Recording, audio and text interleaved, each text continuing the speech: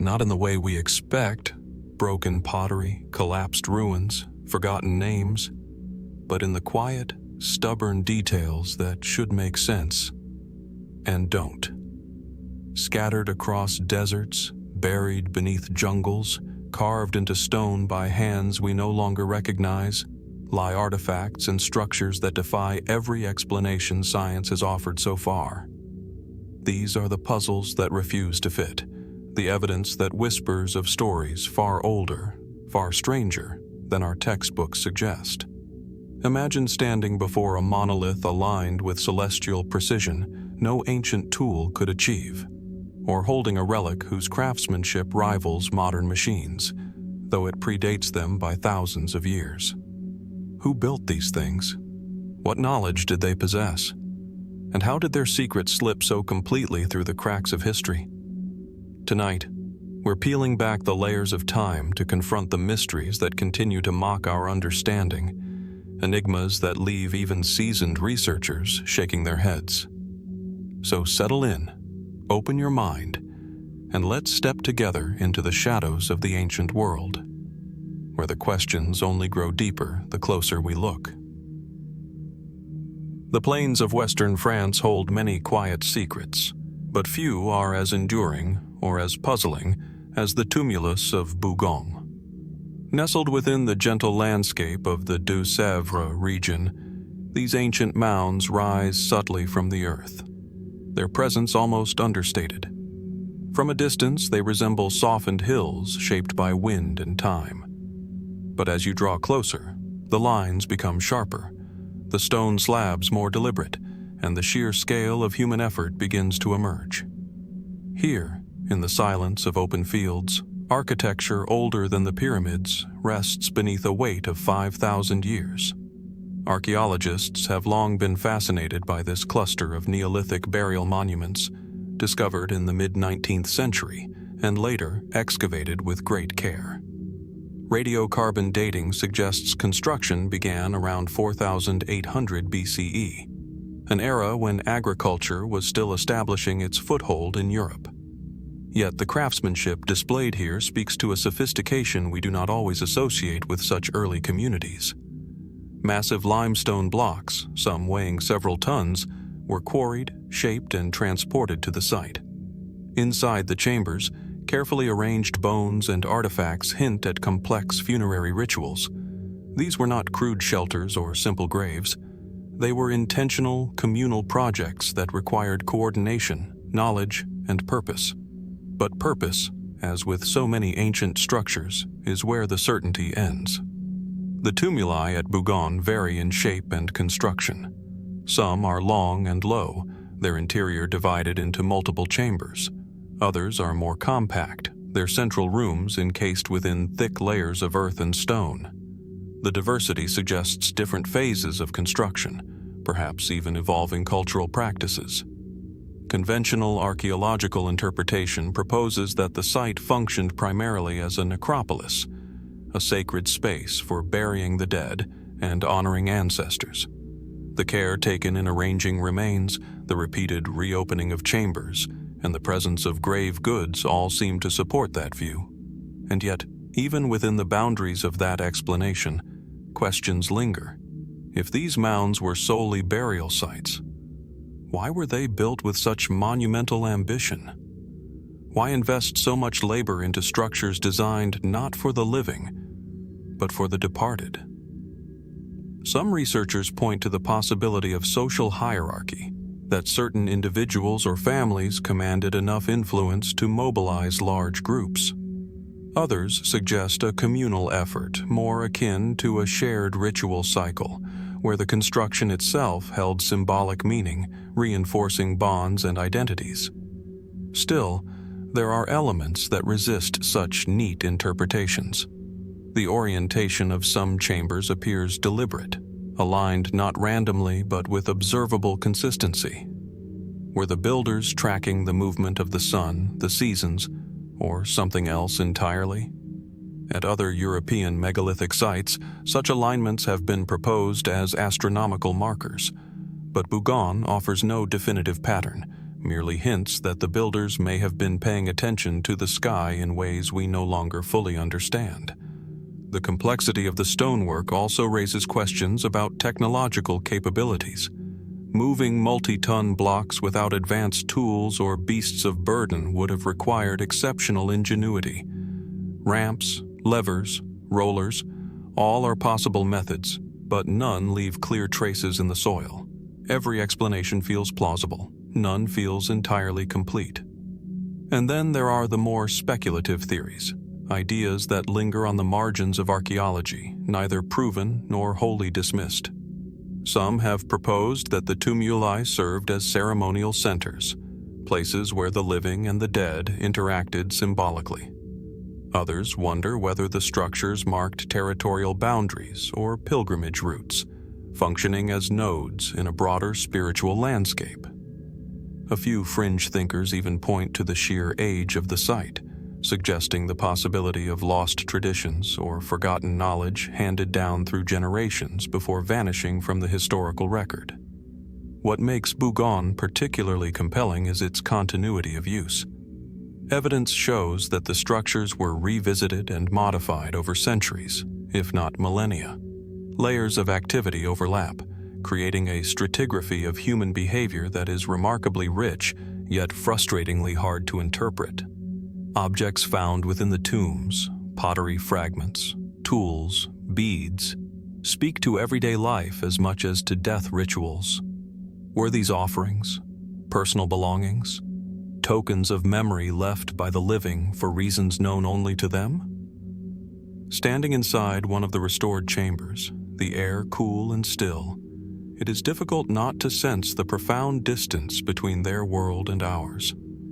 The space is enclosed yet strangely expansive, the heavy stones forming a silence that feels intentional, as though waiting for voices that no longer speak. Light enters only in thin, controlled slivers, revealing textures carved by time. It's easy to imagine the chamber once illuminated by flickering fires, shadows shifting across the stones as rituals unfolded. And in that atmosphere, one question becomes impossible to ignore. What did these structures truly mean to the people who built them? Were they architectural expressions of grief, monuments to continuity, or something far more complex? Cosmological constructs reflecting beliefs now lost. Did the builders see these spaces as boundaries between life and death, or as portals, transitions, connections? Archaeology can offer possibilities, but rarely certainties. The stones remain mute. What we do know is that the Tumulus of Bougon refuses to fit neatly into any single narrative. It exists in that liminal space where human ingenuity meets human mystery. Each excavation layer clarifies something and obscures something else. Each interpretation illuminates one aspect while leaving others in shadow. And so the site endures, unchanged yet continually reimagined, inviting us to step closer, to listen, to wonder. For all our scientific tools and historical models, what might we still be overlooking? What knowledge lies buried beneath those ancient stones, waiting for a question we have not yet thought to ask? As we move gently from the quiet enigma of the previous site, our path drifts south, across the Mediterranean, where another mystery waits like a half-remembered dream rising out of the sea. The transition feels natural, almost inevitable. One ancient puzzle leads to another, each echoing the same question. How much of our past remains hidden beneath layers of time, interpretation, and silence? And here, on the island of Crete, that question becomes almost tangible. The coastline appears first, sun-bleached cliffs, winding inlets, and a stretch of water so vividly blue it seems unreal. Beyond it lies a landscape shaped by both violence and beauty. Fertile valleys carved by ancient rivers, volcanic mountain ranges rising like jagged guardians, and at the heart of it all, a labyrinth of ruins that once belonged to one of the most sophisticated civilizations of the ancient world. This is the realm of the Minoans, Knossos, Its name alone conjures images of frescoes, winding corridors, and stories that hover somewhere between history and mythology. Even in its ruined state, the palace complex feels strangely alive. Sprawling courtyards, ceremonial staircases, storage rooms filled with the remnants of trade goods and architectural decisions that seem almost too advanced for their age. Light wells channeling daylight with unexpected precision, ventilation systems that imply a deliberate control of air and temperature, and beneath it all, an undercurrent of purposeful design that scholars still debate. Standing here, one cannot help but wonder, who were the people capable of imagining, designing, and maintaining such an environment almost 4,000 years ago? We know some things, enough to trace the outline of their world. The Minoans flourished from roughly 2600 to 1100 BCE, dominating maritime trade routes that connected the Aegean to Egypt, the Levant, and perhaps even regions farther west. Their art reveals a culture vibrant with color, movement, and ritual. Their pottery, delicate and intricate, suggests skill. Their frescoes, alive with human figures, marine life, and nature, suggest reverence. Their architecture reveals organization and planning, and their extensive network of trade implies both ambition and influence. Yet, for all of these certainties, the heart of the Minoan world remains strangely opaque. Their script, Linear A, has never been deciphered. It sits at the edge of understanding, a silent barrier preventing historians from hearing the Minoans' own voice. Without their written words, interpretation becomes a foggy endeavor. We infer their beliefs, their social hierarchy, their political structure, but we do not truly know them.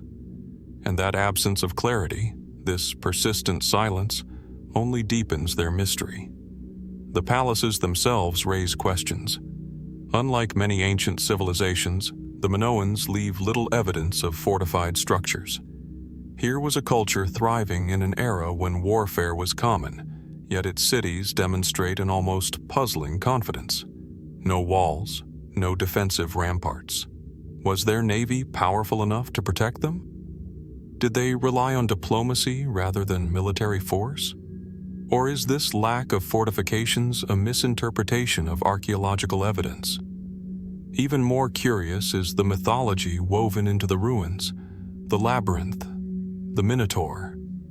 These stories, passed down through later Greek traditions, may contain faint echoes of something real, ritual practices, political symbolism, or cultural metaphors that have long since transformed into myth. But without their own accounts, we are left tracing shadows.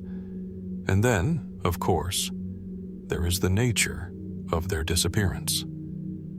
Around 1450 BCE, something happened. Many of the Minoan palaces were destroyed or abandoned. Some blame the eruption of Thera, modern Santorini, an event so devastating it reshaped coastlines and cast ash across continents. The explosion could have triggered tsunamis, earthquakes, and economic collapse. But archaeological layers don't present a single, neat explanation. Not all sites show destruction at the same time. Not all appear to have been affected equally. So what truly caused the decline of this once thriving civilization? Mainstream theories suggest a combination of natural disaster and foreign invasion. Perhaps the rising Mycenaeans of mainland Greece. Others consider economic instability or internal political shifts. But beyond these academic explanations, more speculative ideas also circulate at the edges of the conversation. Some propose that the Minoans possessed advanced seafaring knowledge lost after their collapse. Maps, astronomical understanding, or navigational techniques that could have placed them in contact with distant cultures. Others question the nature of their religious practices, hinting at rituals or symbols that may have carried deeper meanings than we now assume. There are even theories, carefully worded, often debated, that suggest the Minoan worldview may have been influenced by older, forgotten cultures from the Near East or North Africa, links that remain difficult to verify without deciphering their script. Each theory adds a new layer, a new possibility, and yet none provides a definitive answer. Walking through the ruins of Knossos or Phaistos, the silence feels almost intentional, as though the civilization left behind only what it wished the future to see. The rest, its inner mechanisms, its political dynamics, its spiritual foundations, lies beneath the surface, glimpsed only in fragments.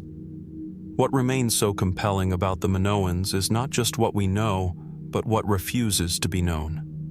Every artifact, every architectural feature, every undeciphered inscription becomes an invitation to question our assumptions about the ancient world. Were the Minoans truly the peaceful, artistic people they are often portrayed to be? Or did their society hide complexities and tensions that the archaeological record simply hasn't yet revealed? Were their palaces ceremonial centers, or administrative hubs, or something more enigmatic, spaces designed with symbolic functions we no longer understand? And what of their ultimate disappearance? Was it gradual or abrupt? Chaotic or orchestrated? Was it caused by external forces or internal ones? The questions linger, quietly but insistently. As the Mediterranean sun sets over the remnants of this ancient world, the ruins seem to shift once more into shadow, neither revealing nor concealing, simply existing, waiting. And perhaps that is the true essence of the Minoan mystery. A civilization advanced enough to leave behind extraordinary achievements, yet elusive enough to ensure that much of its story remains untold. And so we move forward, carrying these uncertainties with us, asking once again, what else lies hidden, beneath the soil, beneath the sea, or simply beyond our current understanding, waiting to reshape the story of humanity's distant past? As our journey moves gently away from the sunlit shores of the ancient Minoans, the path bends eastward, toward a landscape shaped not by palaces or labyrinthine halls, but by silent earthworks that rise from the ground like enormous, deliberate shadows of the past. Here, in the heart of Japan, the land itself becomes an artifact, and within it lies one of the world's least understood and least explored archaeological enigmas, the Kofun burial mounds. At first glance, these vast earthen structures appear almost natural, like gentle hills rolling across the landscape. But a closer look reveals edges too precise, shapes too intentional. Some are circular, others are square, and a few, perhaps the most haunting, take on the unmistakable outline of a keyhole, a massive, rounded dome joined to a rectangular platform. These are not accidental formations. They were built, shaped, engineered, and they were meant to last. Spread across Japan, these monuments date back roughly 1,500 years, to a time before written records fully captured the island's emerging political landscape. Many of the largest belong to figures believed to be ancient rulers, chieftains, or perhaps kings. But beyond these broad strokes, the details blur. Who exactly were these individuals? What beliefs drove the creation of tombs so vast that, in some cases, they rival the scale of Egyptian pyramids? And why, after so many centuries, does so little feel truly resolved? In the stillness surrounding the largest Kofun, the Daisenryo Kofun, traditionally attributed to Emperor Nintoku, the sensation is unmistakable. You're not simply in the presence of a tomb. You're standing before a statement of power, one rendered in earth and geometry rather than stone and hieroglyphs. Surrounded by dense moats and carefully aligned embankments, the mound stretches longer than many modern skyscrapers laid on their sides. Its sheer scale evokes a society capable of mobilizing incredible labor and resources. but it also raises questions that researchers continue to wrestle with. Archaeological surveys, limited though they are, reveal signs of intricate funerary practices. Clay Haniwa figurines once ringed the mounds, some shaped as warriors, others as animals, houses, or ritual objects. Were they guardians, offerings, symbolic representations of a world meant to accompany the deceased into the next? The exact meaning remains a matter of interpretation, with scholars proposing theories ranging from practical ceremonial markers to deeply spiritual embodiments of protection. Yet, perhaps the most perplexing element of the Kofun culture lies not in what archaeologists have found, but in what they haven't.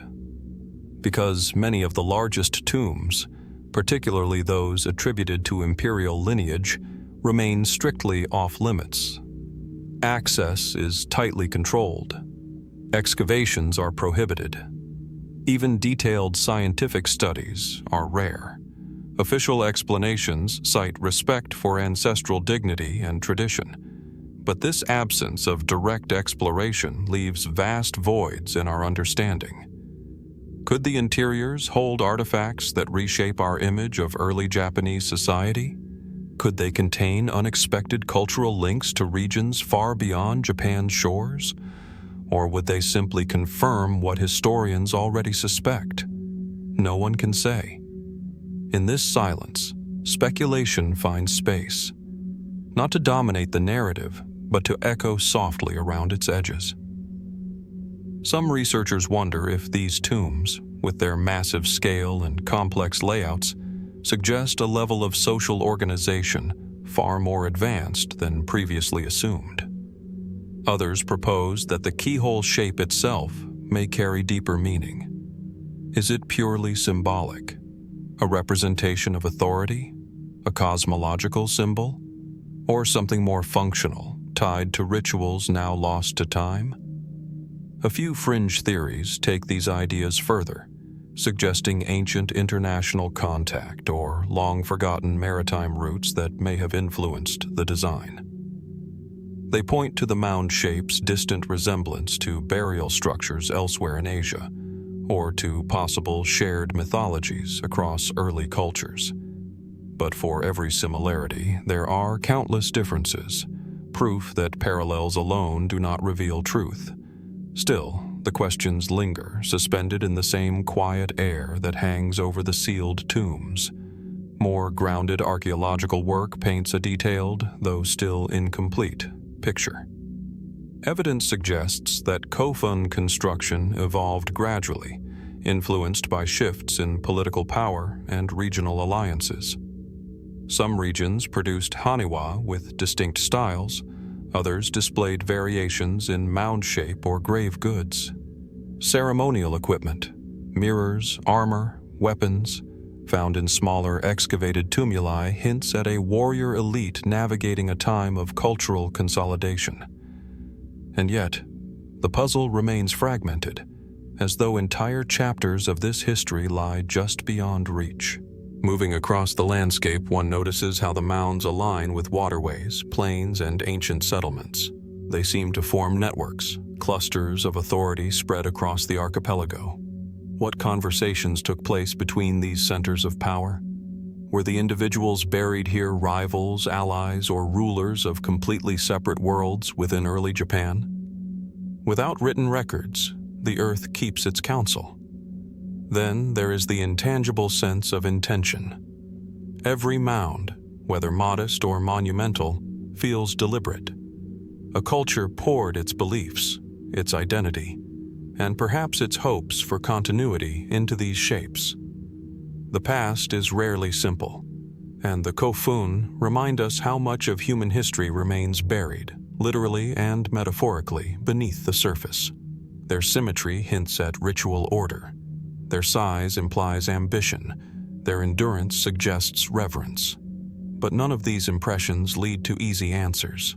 As modern cities grow around them, the Kofun seem to exist both within and outside of time. Ancient monuments surrounded by modern life, yet untouched by it. Japan's decision to preserve them, To treat them not as archaeological curiosities, but as sacred heritage, adds an additional layer of mystery.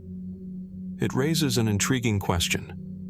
Does preservation protect the past, or does it also protect the unknown, allowing mysteries to remain mysteries? And so the story of the Kofun burial mounds becomes one of duality. There is what we know: dates, materials, craftsmanship, cultural patterns, and then there is what we cannot yet explore, cannot yet confirm, and perhaps may never fully understand.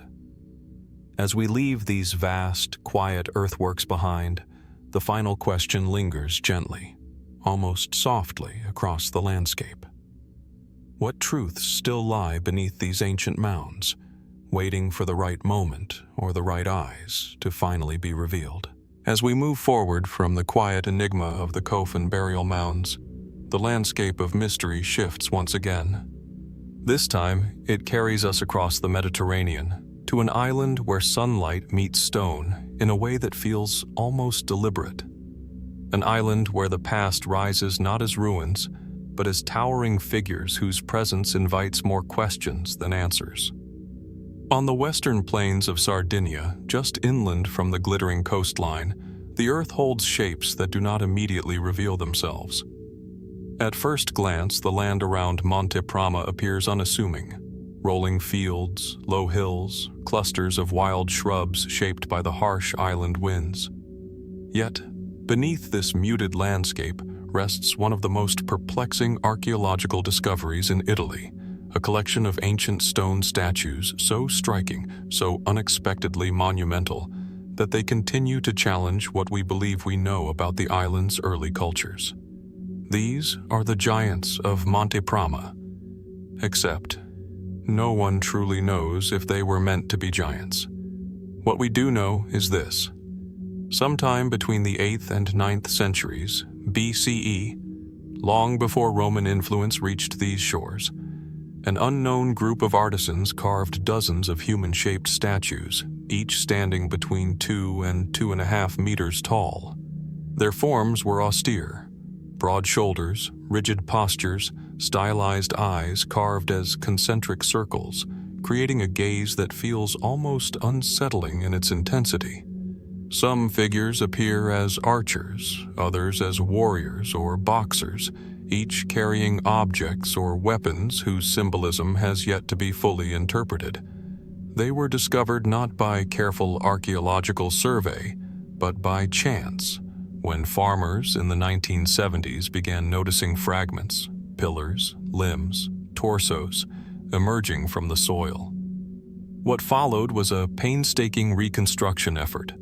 Hundreds of broken pieces were cleaned, catalogued, and slowly fitted together like the remnants of a massive prehistoric puzzle. But even when the statues were restored to their full imposing height, the puzzle remained far from complete. Who built them? Why were they created? And perhaps most intriguingly, why were they deliberately smashed? Most scholars attribute the statues to the Longyou Civilization, an ancient people who inhabited Sardinia for centuries and constructed the island's famous stone towers called nuragh. These people left behind fortified settlements, enigmatic religious structures, and artifacts that suggest a complex society with far-reaching connections. Yet nowhere else in nuraghic culture do we find sculptures of this scale or style. The giants of Monte Prama stand alone, singular, abrupt, and without clear precedent. Some propose that the statues were guardians, perhaps once arranged in lines or circles around a sacred necropolis. Others argue they may have represented ancestors, mythic figures, or legendary heroes, an early attempt to immortalize lineage in stone. Their poses, their geometric eyes, their rigid symmetry, all could have held symbolic weight in a world where oral tradition shaped identity and memory. But then another question rises. What about the damage? Nearly all the statues were found shattered, broken into dozens of pieces. The mainstream explanation suggests conflict, possibly an invasion by Phoenicians, whose settlements along the Sardinian coast grew during the same period. According to this theory, the statues may have been destroyed as conquerors often destroyed symbols of local power or resistance. But if this destruction was intentional, why were the fragments left where they fell? Why did no group, foreign or local, attempt to repurpose the stone? Why were these massive figures not buried or cleared away, but rather abandoned, as though their presence, even in ruin, retained a significance? Some researchers wonder whether the smashing was not the work of an enemy, but of the Nuragic people themselves, a ritual act marking the end of a lineage, a change in leadership, or a shift in religious practice. Breaking the statues might have symbolized a release, a transition, or even an offering. Still others, more speculative voices, look at the statues' immense height, their haunting eyes, and their rigid posture, and ask if they depict something, or someone, no longer remembered in the archaeological record. Could they represent mythic beings, cultural heroes whose stories have long faded? Or do they depict something more literal, perhaps individuals of unusual stature or importance? No proof supports such theories, but the questions arise naturally when standing before these towering stone forms whose presence seems designed to provoke awe. Another layer of mystery lies in the craftsmanship. Despite being nearly 3,000 years old, the statues show a mastery of stoneworking unexpected for the period.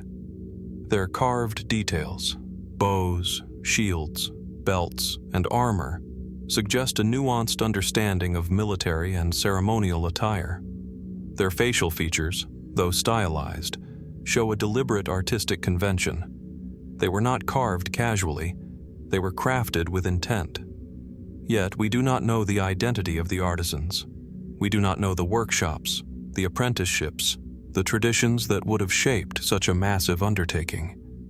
And without written records from the Nuragic civilization, we are left to interpret the stones themselves, reading into their surfaces like pages of a book missing most of its chapters. Even modern technological studies, 3D mapping, soil analysis, structural reconstruction, have not provided definitive answers. Instead, they have merely highlighted new complexities, differing carving techniques among statues, variations in posture, possible chronological sequences that raise more questions than they solve.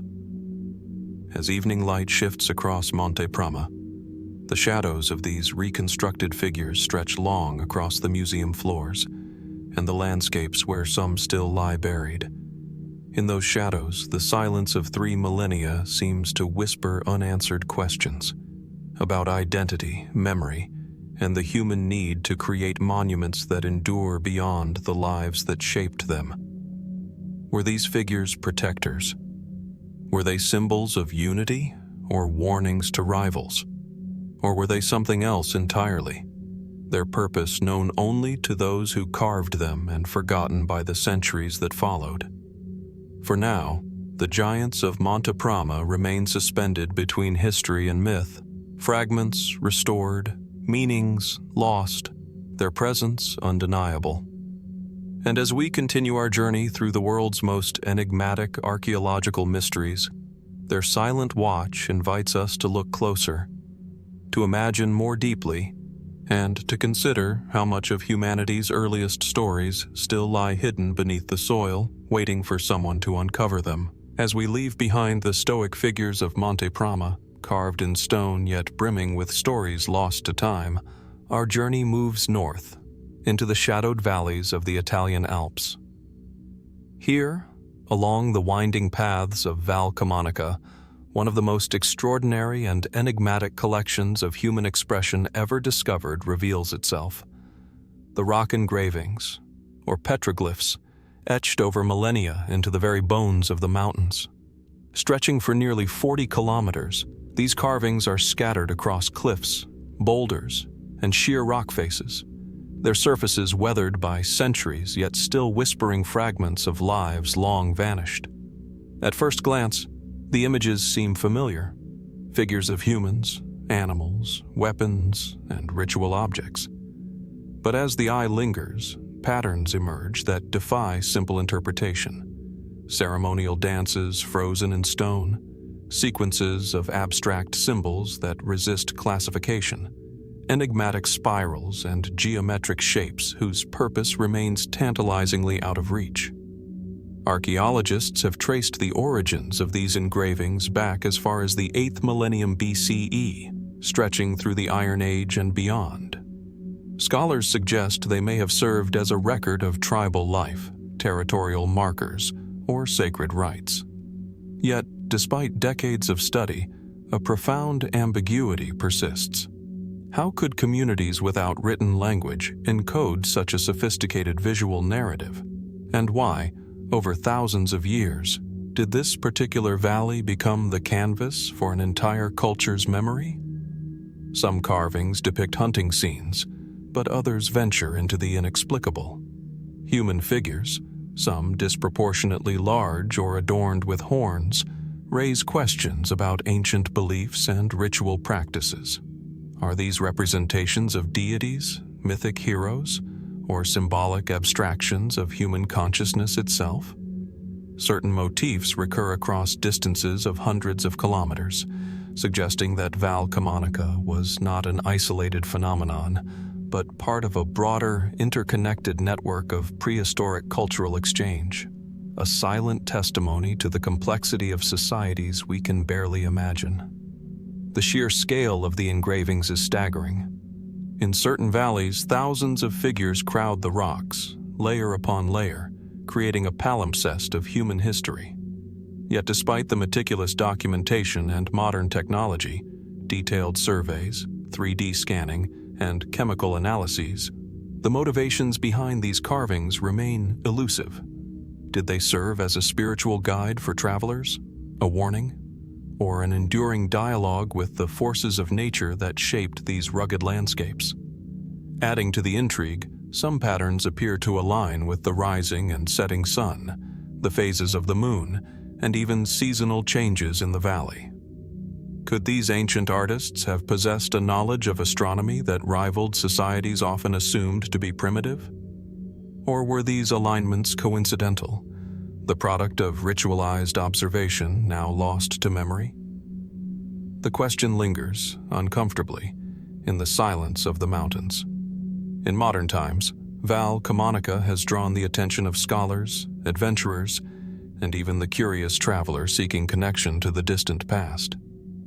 Walk among the engraved boulders, and a palpable sense of continuity arises. Hands that once wielded chisels now guide our gaze across shapes that have endured for millennia. Yet even in their physical permanence, the meaning of these carvings remains fluid, a mystery that challenges the boundary between history and imagination. Some theorists have speculated that the engravings may encode information we have yet to decipher, a proto-writing system perhaps, or a symbolic map of social and ritual networks spanning prehistoric Europe. Others see echoes of shamanistic practices, visions of altered consciousness etched into stone as a record of spiritual journeys. While such ideas remain speculative, they serve to remind us that Val Camonica's petroglyphs are more than simple decoration. They are a portal into minds and worlds that vanish from our grasp the moment we attempt to name them. As we trace the curves of spirals and follow the lines of sword-wielding warriors frozen in granite, a quiet tension builds. We know these engravings were made by hands like ours, guided by thoughts and beliefs, yet separated from us by thousands of years of silence. What compelled these ancient people to leave such an enduring mark? Was it fear, devotion, a desire to communicate across generations, or something we have no vocabulary to describe? Perhaps the valley itself demanded it, a canvas of stone whispering, commanding, inspiring. The Val Camonica engravings invite us into an ongoing dialogue with the past. Every etching, every figure, is a fragment of a story that resists completion. As we stand among these silent witnesses, the question remains: what truths, what knowledge, lies hidden in the stones, waiting for eyes attuned to see more than shapes, more than history. Could there be stories still obscured by time, messages encoded in a language we have yet to understand? In the quiet wind that brushes across the valley, it seems almost as if the mountains themselves are keeping their secrets, allowing only glimpses, inviting us to wonder and to imagine, but never to fully know. And so, we leave Val Camonica not with answers, but with a lingering sense of mystery, a silent invitation to consider what the ancients saw, what they valued, and what they felt compelled to leave behind. The carvings endure, patient and enigmatic, reminding us that some questions remain alive precisely because they resist resolution. Here, in the heart of the Italian Alps, the past speaks, but only in whispers. As we emerge from the sunlit cliffs and engraved histories of Val Camonica, our journey turns inward, descending into the hidden veins of the Italian landscape. Beneath the rolling hills near Viterbo, in the heart of the Lazio region, lies a network of tunnels and chambers carved deep into the earth, the Hypogeum of Viterbo. Here, the world above gives way to shadow, and the familiar textures of sunlight and wind are replaced by the cool, almost sacred silence of subterranean stone. The entrance to the Hypogeum is unassuming, often overlooked by the casual observer, yet once you step through its threshold, the sense of displacement is immediate. Narrow corridors twist unpredictably, walls lined with faint marks of human hands, stairways descending into darkness that seems to stretch endlessly. The air is heavy, almost tactile, carrying a faint, earthy scent that hints at centuries of untouched history. Every footstep echoes, bouncing against the carved stone, as though the tunnels themselves are whispering fragments of forgotten stories. Archaeologists have traced the Hypogeum's origins to the medieval period, though some sections are thought to be far older, possibly extending into pre-Roman times. At its core, this labyrinth may have served practical functions: storage, shelter, or passage during times of conflict. But the more one explores, the less straightforward the narrative becomes.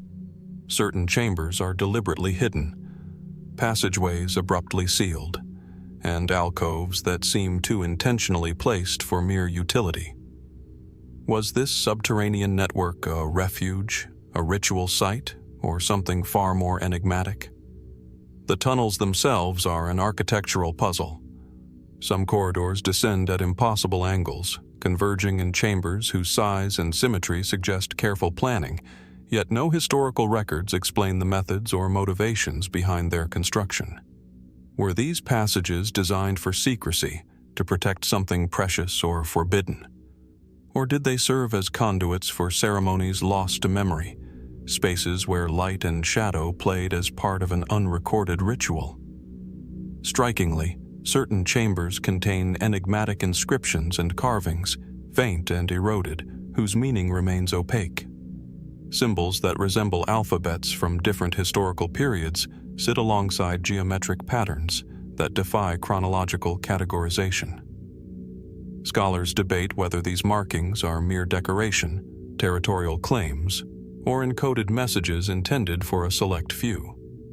The ambiguity only deepens the mystery. Who inscribed these signs, and why choose the suffocating silence of the underground to leave them? Venturing deeper, some passages become impossibly narrow, forcing visitors to crawl or squeeze through tight spaces where the ceiling seems to descend like a tangible weight. The tunnels wind in irregular patterns, occasionally opening into larger circular chambers whose purpose is unclear. In some, the acoustics are astonishing. A whisper can carry from one end to another as if the space itself is designed to amplify sound. Could these acoustic properties have played a role in rituals, ceremonies, or communication methods lost to time? Or is this the byproduct of construction constraints, accidentally resulting in an extraordinary effect? The Hypogeum's shadows also conceal another layer of intrigue: artifacts and remnants left behind by past explorers, burrowers, and perhaps even those who once inhabited these passages. Rusted tools, shards of pottery, and fragments of human bone suggest a continuum of human interaction, yet their full context remains unknown. How much of the underground network is natural, and how much has been painstakingly sculpted by hands whose intentions we can only speculate upon? Adding to the allure, local legends speak of hidden chambers that have never been found, tunnels that twist beneath the city above, and secret passages connecting the Hypogeum to distant sites long thought unrelated. Some claim that these underground routes were used for smuggling or clandestine meetings. Others whisper of cultic rituals, ceremonial burials, or the storage of sacred objects. While these stories may be colored by imagination, they reflect a truth harder to quantify. The Hypogeum of Viterbo is not simply a historical site. It is a labyrinth of possibility, a place where evidence and myth intertwine in the shadows. Modern technology has begun to probe the depths more systematically. Ground-penetrating radar, 3D mapping, and careful excavation have revealed additional corridors and chambers previously unknown. Yet, even with these tools, the full extent of the Hypogeum remains a mystery. How far do the tunnels reach? Are there chambers yet undiscovered, perhaps holding objects or inscriptions that could rewrite our understanding of this region's past? Every new discovery raises further questions, as though the Hypogeum itself refuses to surrender its secrets completely. As we navigate these subterranean corridors, a profound sense of human presence lingers. Hands that dug, lifted, and shaped stone, minds that conceived of hidden spaces, hearts that perhaps hoped for safety, secrecy, or communion with forces unseen. Yet these echoes are incomplete, fragmented, and elusive. Why construct such a vast underground labyrinth when the surface world offered space and light? Why choose silence over visibility, darkness over sunlight? The Hypogeum of Viterbo challenges the way we understand history and human intention. It reminds us that the past is not always neatly documented or rationally explained. In these tunnels, stone and shadow converge, creating a space where history, speculation, and imagination meet. As we emerge back into the daylight, the memory of narrow passages and hidden chambers lingers, a quiet reminder that beneath the surface, much remains concealed. And so we are left with questions that refuse closure. What remains buried beneath Viterbo, beyond the reach of maps and modern exploration? Are there stories yet untold, encoded in stone, waiting for those willing to descend into the darkness? The Hypogeum offers no answers, only the persistent invitation to wonder, to probe, and to acknowledge that some mysteries of the human past may never fully reveal themselves, no matter how deep we dig. As we ascend from the subterranean corridors of Viterbo, leaving behind the shadowed silence of carved stone, our journey takes us across continents, to the sweeping plains and gently undulating landscapes of West Africa. Here, straddling the border of modern-day Senegal and Gambia, lie thousands of ancient monoliths arranged in intricate patterns, the Senegambian stone circles. Scattered across a vast terrain, these enigmatic stones rise from the earth like quiet sentinels, standing in rings, ovals, and occasionally long lines that stretch to the horizon. The first impression is almost hypnotic. From a distance, the circles appear deceptively simple, but as one approaches, the subtlety of their construction becomes apparent. Stones of varying heights, some barely a meter tall, others towering over 2 meters, are carefully positioned, forming symmetrical arrangements that suggest deliberate planning, not the whim of chance. Weathered by centuries of wind, rain, and sun, each monolith bears its own unique texture, a silent witness to the passage of time. Archaeologists estimate that the stones date from between the 3rd century BCE and the 16th century CE, though precise dating is difficult due to the scarcity of associated organic materials. Despite this uncertainty, the sheer scale of the network, over 1,000 known sites, many containing dozens of individual circles, speaks to a society capable of remarkable organization and collective effort. Why dedicate such time and resources to erect these stones? What purposes did they serve, and how were they integrated into the lives of the communities that built them? Mainstream explanations suggest that the circles were burial sites, ceremonial centers, or markers of territorial boundaries. Excavations at several locations have revealed human remains, pottery shards, and iron implements, lending weight to the idea that the circles functioned, at least in part, as cemeteries. Yet these discoveries raise as many questions as they answer. Some stones appear entirely devoid of associated graves. Others are positioned in precise geometric patterns that hint at knowledge of astronomy or cosmology.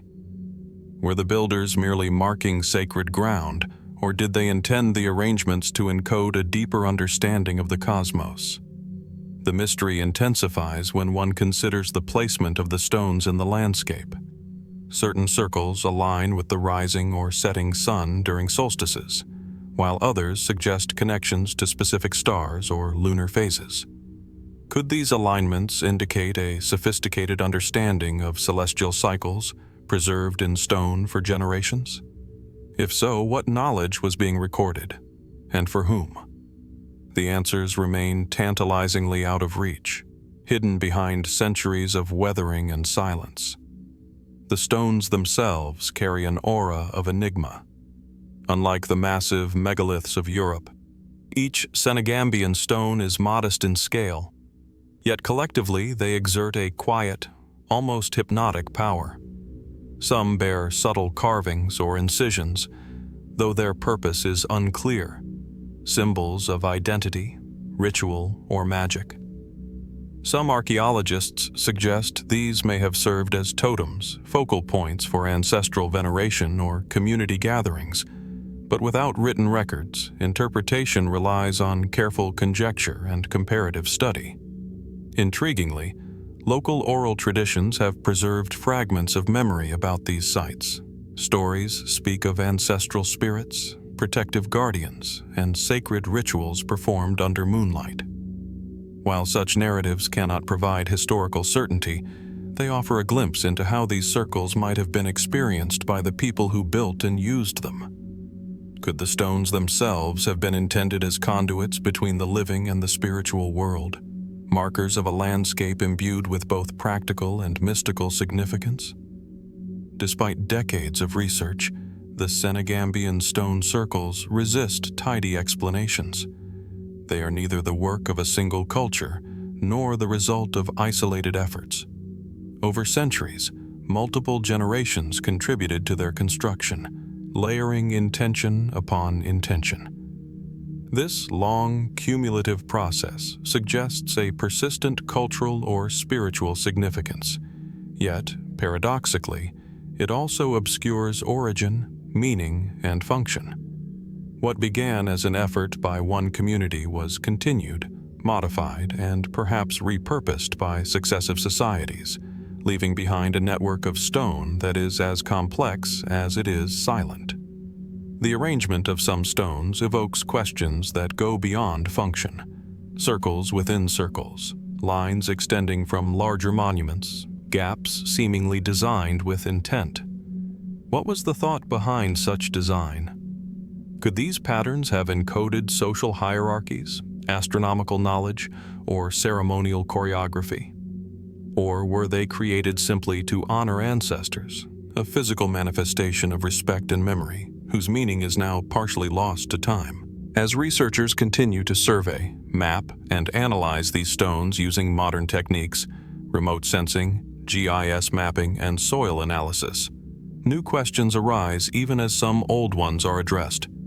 The more we learn about the construction, alignment, and distribution of the circles, the more we realize that each site may have held multiple overlapping purposes, reflecting a sophistication that challenges assumptions about pre-colonial African societies. Walking among the stones today, one is struck by a sense of quiet communion with the past.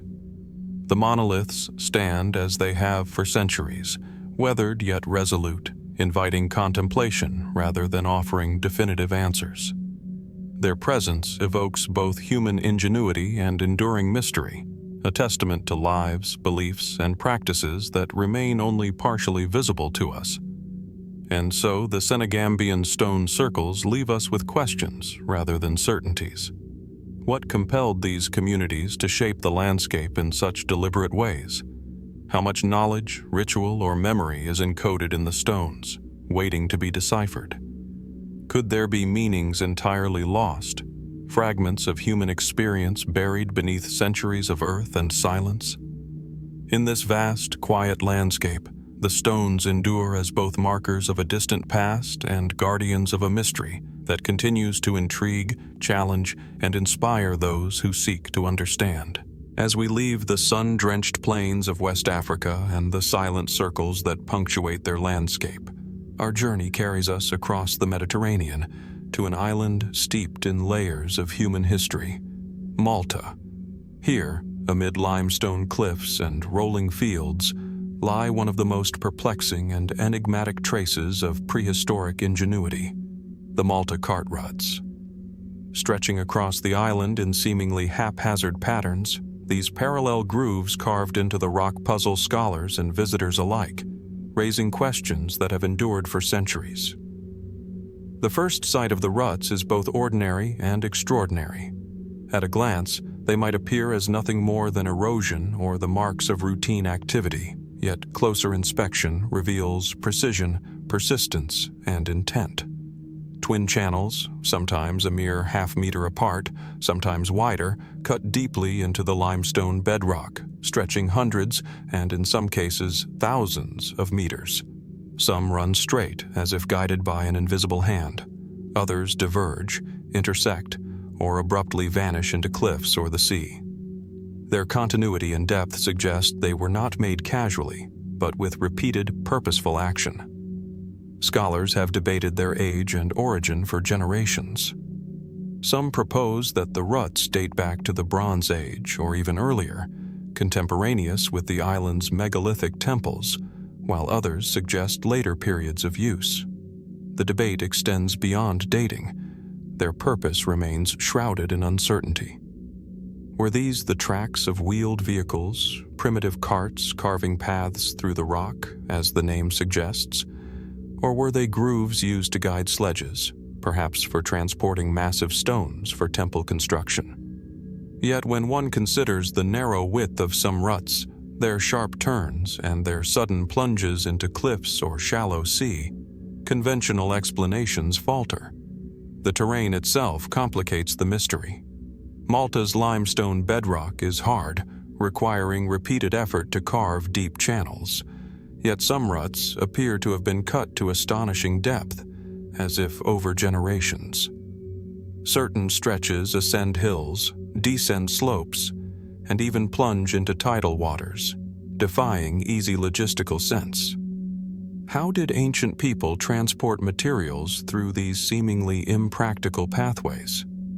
Were the ruts functional, symbolic, or both?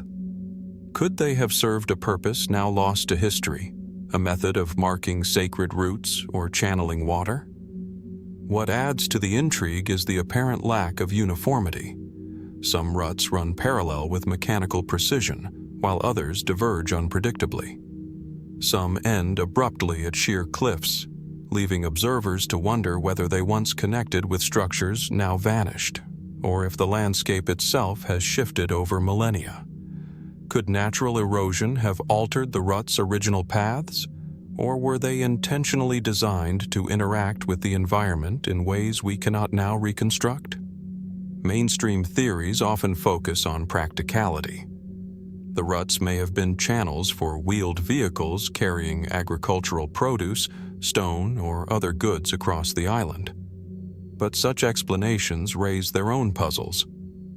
Wheels of the Bronze Age were relatively simple, and the abrupt curves, narrow gaps, and occasional inclines seem incompatible with such transport. Other experts suggest a ceremonial or symbolic role, perhaps related to Malta's megalithic temples or spiritual practices. Could these grooves have been pathways for ritual procession, designed to lead participants along prescribed routes in alignment with sacred landscapes? Some fringe theories take the mystery even further.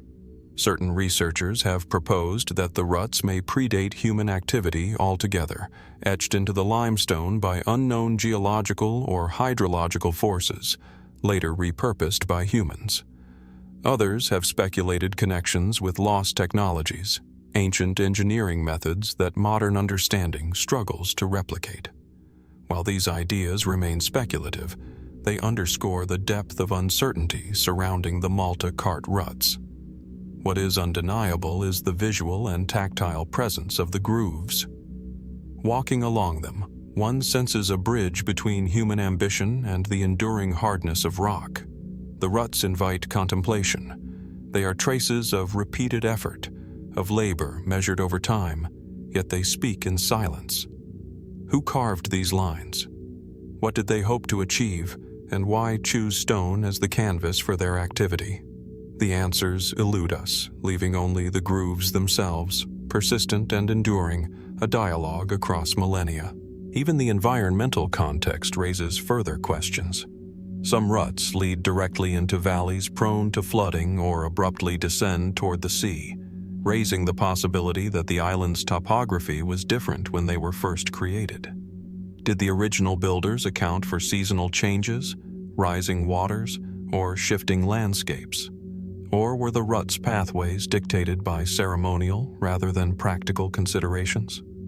The more one observes, the more the ruts reveal themselves as both mundane and extraordinary, practical and enigmatic. Modern technology has attempted to shed light on the mystery. Archaeologists have mapped the ruts extensively, analyzing their width, depth, and patterns, and even using 3D imaging to model how they interact with the island's terrain. Yet despite these efforts, no single theory explains all aspects satisfactorily. The ruts resist definitive categorization, their meaning layered, perhaps even plural. Were they a tool, a map, a ritual, or a combination of all three? As the Maltese sun casts shadows along the grooves, a palpable sense of connection to the past emerges. Here, in the quiet fields and coastal cliffs, one can almost imagine the hands that carved, scraped, and deepened these channels over countless repetitions. The Malta cart ruts stand as a testament to human persistence, creativity, and mystery, a record of activity whose full purpose has slipped through the cracks of time. And so, the ruts remain, compelling us to question, to speculate, and to wonder. Why carve so extensively into rock, with such effort and precision, for purposes we may never fully understand? What knowledge, ritual, or necessity drove their creation, and how much remains hidden beneath the wear of centuries? The answer eludes us, and perhaps that is the point. Some marks left by humanity are meant not merely to be explained, but to endure as silent witnesses, challenging future generations to look, observe, and ponder the enduring mysteries carved into the very bedrock of our world. As we leave behind the sun-baked grooves of Malta, a landscape shaped by human persistence and enigmatic purpose, our journey leads us northward into the vast forests and rugged shores of northwestern Russia. Here, hidden amid rocky islands and remote coastal ridges, lie the stone labyrinths of Russia. Mysterious networks of carefully arranged rocks forming spirals, meandering paths, and intricate mazes. Their presence is subtle yet striking. From above, they reveal themselves as deliberate patterns etched into the landscape, whispering of a past that has long vanished from memory. The first encounter with a Russian stone labyrinth is disorienting. At ground level, the rocks appear scattered, their arrangement almost casual. But step back, and the deliberate geometry emerges. Stones, often modest in size yet resolutely placed, outline paths that twist and turn in ways that suggest symbolic or practical intent. Some labyrinths are circular, concentric rings spiraling toward a center. Others are elongated with channels that seem to guide movement or ritual.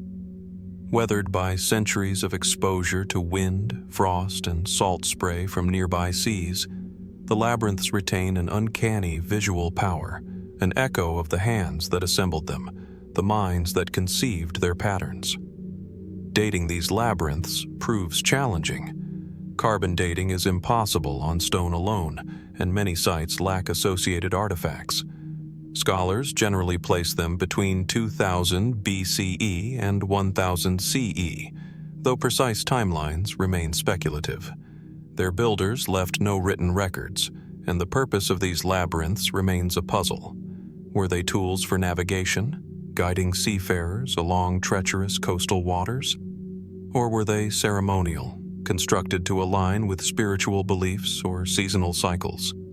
Perhaps they were intended as mazes for ritualized movement, spaces where participants could symbolically journey toward insight, transformation, or connection with unseen forces.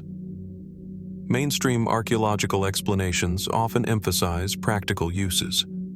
Some labyrinths appear near shorelines or river mouths, suggesting a navigational function, perhaps marking safe landing points or signaling specific locations. Others are positioned inland, on elevated rocky outcrops, far from any obvious route. Could these have been sacred spaces, designed to harmonize with the surrounding landscape? Might their forms represent celestial patterns, echoing the cycles of sun, moon, or stars, encoded in stone for generations to interpret? The labyrinths themselves invite close scrutiny. In some, the pathways are narrow, forcing a deliberate pace and intimate interaction with the stones. Walking their channels, one senses the rhythm imposed by those who designed them. The careful selection and placement of rocks, often without mortar, speaks to both patience and intention. Why invest so much effort in arrangements that, at first glance, appear to serve no conventional purpose? The answer remains elusive. Local folklore adds layers of intrigue. Stories passed down through generations speak of spirits dwelling within the labyrinths, of mystical journeys, of healing or divination performed along their twisting paths. Some tales describe labyrinths as traps for malevolent entities, designed to confuse and contain them. While these narratives cannot provide definitive historical explanations, they illuminate how these structures were perceived and imbued with significance long after their construction. Could such stories preserve fragments of ancient understanding, offering glimpses into the spiritual or cultural logic that motivated their creation? The labyrinths also pose spatial and constructional mysteries. Unlike the massive stoneworks of the Mediterranean, these Russian labyrinths are often modest in scale. Yet the sheer number and consistency of patterns across distant sites hint at a widespread cultural or religious practice. How were these techniques transmitted across generations and regions? Were there shared symbolic languages or ritual frameworks that guided the placement of stones? Or did local communities develop independent systems that coincidentally converged in form and function? Adding to the enigma are labyrinths that intersect with natural features. Some wind around boulders, cliffs, or forest clearings. Others appear to integrate with small streams or tidal zones. This interplay between human construction and natural topography suggests not just adaptation, but intention. Did the labyrinths serve as guides through these landscapes?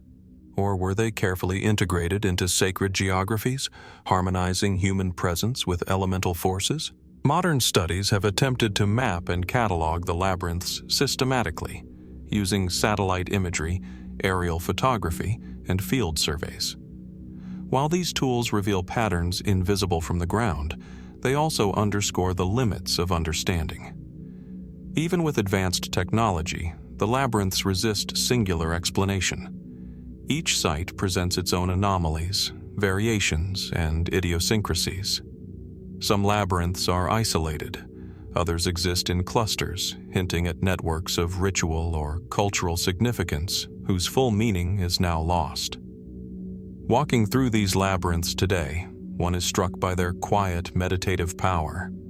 The rocks, simple and unadorned, guide the eye and step, creating a dialogue between human intention and natural environment. One cannot help but wonder about the people who built them, their beliefs, their fears, their hopes. Did they see themselves leaving messages for posterity? Or were the labyrinths ephemeral acts of devotion, meant to exist only for those who walked them? And so, the stone labyrinths of Russia endure as enigmatic markers of human presence, knowledge, and ritual. They are at once ordinary and extraordinary, functional and symbolic, practical and mysterious. Each twist of stone challenges our assumptions about ancient life in the region, reminding us that human creativity and spirituality have long left traces in forms that defy easy explanation. What remains hidden within these labyrinths, beyond the reach of observation and archaeology, may be knowledge, memory, or belief lost to time. Do they encode messages we cannot yet interpret? Were they meant to guide, to protect, or to transform? Or do they simply stand as enduring monuments to human curiosity and the desire to leave a mark upon the earth? The questions linger, inviting us to walk their paths, to observe their patterns, and to acknowledge that some mysteries, no matter how carefully studied, retain the power to captivate and confound, quietly resisting full understanding even in the modern age. As we leave behind the enigmatic labyrinths of northern Russia, shaped by human hands yet resisting interpretation, our journey arcs across oceans and continents into the arid expanses of the Peruvian desert.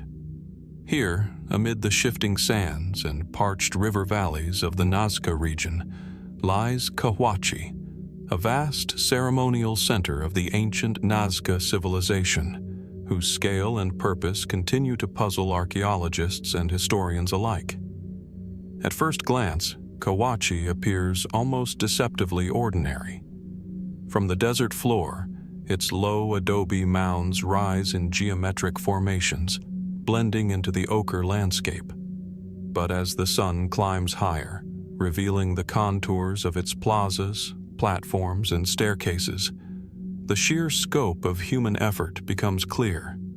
The site spans more than 26 square kilometers, a city built not for habitation but for ritual, a sacred space whose construction required not only material resources but immense social organization. Walking among the mounds, one can feel the lingering imprint of ceremonies, processions, and gatherings that occurred here centuries before written records existed. Archaeologists have dated the majority of Cahuachi's structures to between 1 and 500 CE, though some evidence suggests earlier use, hinting at a continuity of sacred practice. The site appears to have served as a pilgrimage center for the Nazca people, a place where communities from across the desert could gather to perform rituals, offer sacrifices, and participate in communal feasts. Yet, for all that we know, vast gaps remain. Why construct such a sprawling ceremonial complex in the harsh desert environment? How were the logistics of water, food, and coordination managed across such distances? And most provocatively, what exactly was being worshipped or remembered within these earthen walls? Much of what we do understand comes from excavation and careful analysis of artifacts. Fragments of pottery, textiles, and ceremonial objects suggest complex religious practices, while skeletal remains indicate ritual offerings, sometimes elaborate and occasionally dramatic in nature. Some mounds contain evidence of mass gatherings or feasting, perhaps tied to astronomical or seasonal cycles. Yet even here, uncertainty persists. The arrangement of platforms and plazas does not correspond neatly with urban planning or residential use, suggesting that the site's primary function was symbolic or spiritual rather than utilitarian. Adding to the mystery are the monumental constructions themselves. Cahuachi's adobe pyramids, often described as platform mounds, vary in size, orientation, and complexity. Some appear aligned with natural features such as rivers or mountain ridges. Others seem to form patterns visible only from a distance or an elevated vantage point. Could these alignments reflect cosmological knowledge encoded into earth and mud? Did the Nazca intend for these structures to be read as a map of the heavens, a terrestrial counterpart to the celestial movements that governed agricultural cycles and ritual calendars? Or were they designed for ceremonial choreography, guiding participants along pathways known only to initiates? The absence of permanent habitation adds another layer of intrigue. Cahuachi seems to have been used intermittently, a stage for gatherings that could last days or weeks, but never a city for everyday life. This intermittent occupation suggests deliberate intentionality. The desert itself was a participant, a space of liminality between ordinary existence and sacred experience. How did people navigate these intervals, traveling great distances to convene at specific times? And how much of the ritual knowledge associated with the site has been irretrievably lost to time? Speculative interpretations have also arisen, hinting at layers of meaning beyond the archaeological record. Some researchers suggest that Cahuachi functioned as a center of social and political cohesion, where alliances were forged and maintained through ritual performance. Others propose that its layout, with expansive plazas and connecting causeways, may encode ceremonial pathways aligned with the Nazca lines themselves, visible from the air or conceptualized as part of a symbolic landscape spanning beyond the immediate site. Could the site represent a nexus between earth and sky, a terrestrial complement to the enigmatic geoglyphs scattered across the surrounding desert? What is undeniable is the sense of deliberate care and precision in the site's construction. Adobe, stone, and earth were shaped with intent, forming spaces that guided movement, perception, and ritual experience. The repetition of architectural forms, the careful placement of staircases, and the orientation of platforms all suggest a culture deeply invested in the creation of shared sacred space. And yet, for all this evidence, a fundamental question persists. What did the builders of Cahuachi hope to communicate, preserve, or enact through these monumental gestures? Walking the sandy pathways today, amid the muted colors of desert and adobe, one senses the echoes of human presence, ritual voices long silenced, feet treading ceremonial routes, hands shaping mounds and platforms with patient care. The site exerts a quiet authority, reminding us that human ingenuity and spirituality need not leave behind written records to endure across centuries. Yet the silence is also profound, for the full meaning of Cahuachi eludes us still. And so Cahuachi remains an open question, a vast canvas of human intention and cultural memory, resisting definitive interpretation. What truths, what knowledge, what spiritual or social codes lie embedded within its mounds and plazas, waiting for understanding that may never come? Did the builders anticipate the future observers who would marvel, study, and puzzle over their work? Or was the site intended only for those who walked its paths and witnessed its rituals firsthand? In the end, the desert holds its secrets tightly. Cahuachi invites us to reflect, to wonder, and to recognize that some human achievements are meant to endure not as answers, but as questions. Questions that challenge our assumptions, inspire our curiosity, and remind us that the past remains, in many ways, as mysterious as the deserts themselves. As we leave the arid ceremonial plazas of Cahuachi behind, the landscape shifts dramatically. From the high deserts of Peru, we travel across continents to the rugged slopes and verdant valleys of the North Caucasus in Russia, where an entirely different kind of ancient mystery emerges: the dolmens. Scattered across mountains, river valleys, and forested ridges, these megalithic structures stand as silent witnesses to human ingenuity. their presence both commanding and enigmatic against the backdrop of snow-capped peaks and rolling foothills. At first glance, a dolmen may seem deceptively simple.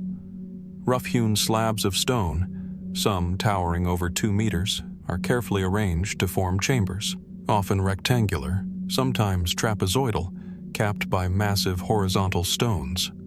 Yet their simplicity belies the sophistication and effort required to erect them. In places, entire forests had to be cleared, massive boulders transported across rugged terrain, and the stones precisely balanced without mortar, a feat that continues to inspire wonder today. Walking among these structures, one feels an immediate connection to a people who shaped their environment with intent, leaving traces that endure for millennia.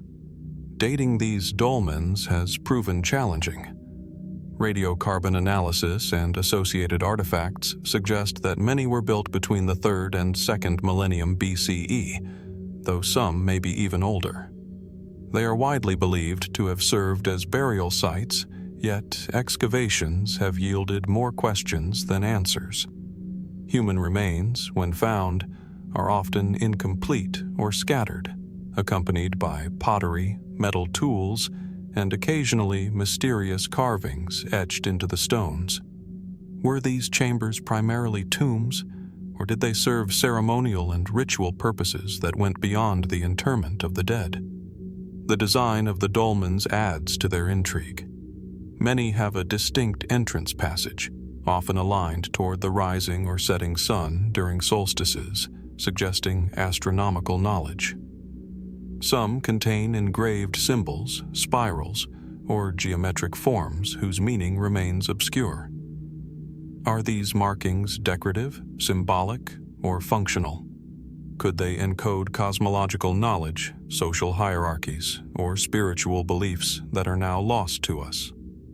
The very presence of such patterns hints at a culture capable of abstract thought, yet one that left no written record to explain its choices. Some dolmens are isolated, perched atop hills or hidden in valleys, while others cluster together in small complexes, forming what might be described as necropolises of stone. This variation raises further questions. Why were some constructed in solitary isolation and others in groups? Did location signify status, function, or proximity to sacred geography? And how were these massive stones transported across such rugged terrain without the benefit of modern machinery? The ingenuity required hints at social organization, technological understanding, and a cultural imperative powerful enough to motivate generations. Local folklore adds a layer of intrigue that complements the physical evidence. Legends speak of ancient spirits guarding the dolmens, of pathways that lead not only through the mountains, but into the spiritual realm, and of rituals performed under moonlight to honor ancestors or invoke protection. While these tales cannot provide definitive historical explanation, they reveal how the dolmens have been experienced and interpreted by successive generations. Could such stories preserve fragments of the beliefs and intentions of the original builders, offering us glimpses into practices now long vanished? Modern scientific investigation has illuminated some aspects of the dolmens, yet paradoxically deepened the mystery.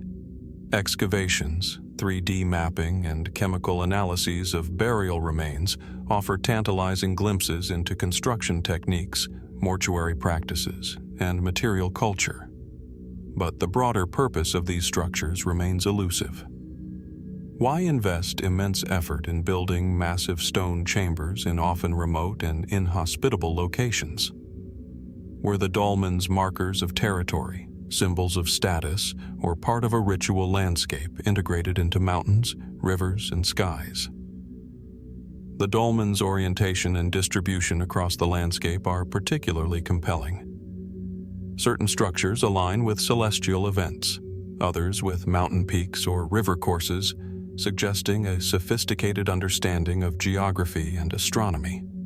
Could these alignments indicate a spiritual connection between the heavens and the earth, encoded into stone for ritual, seasonal, or symbolic purposes?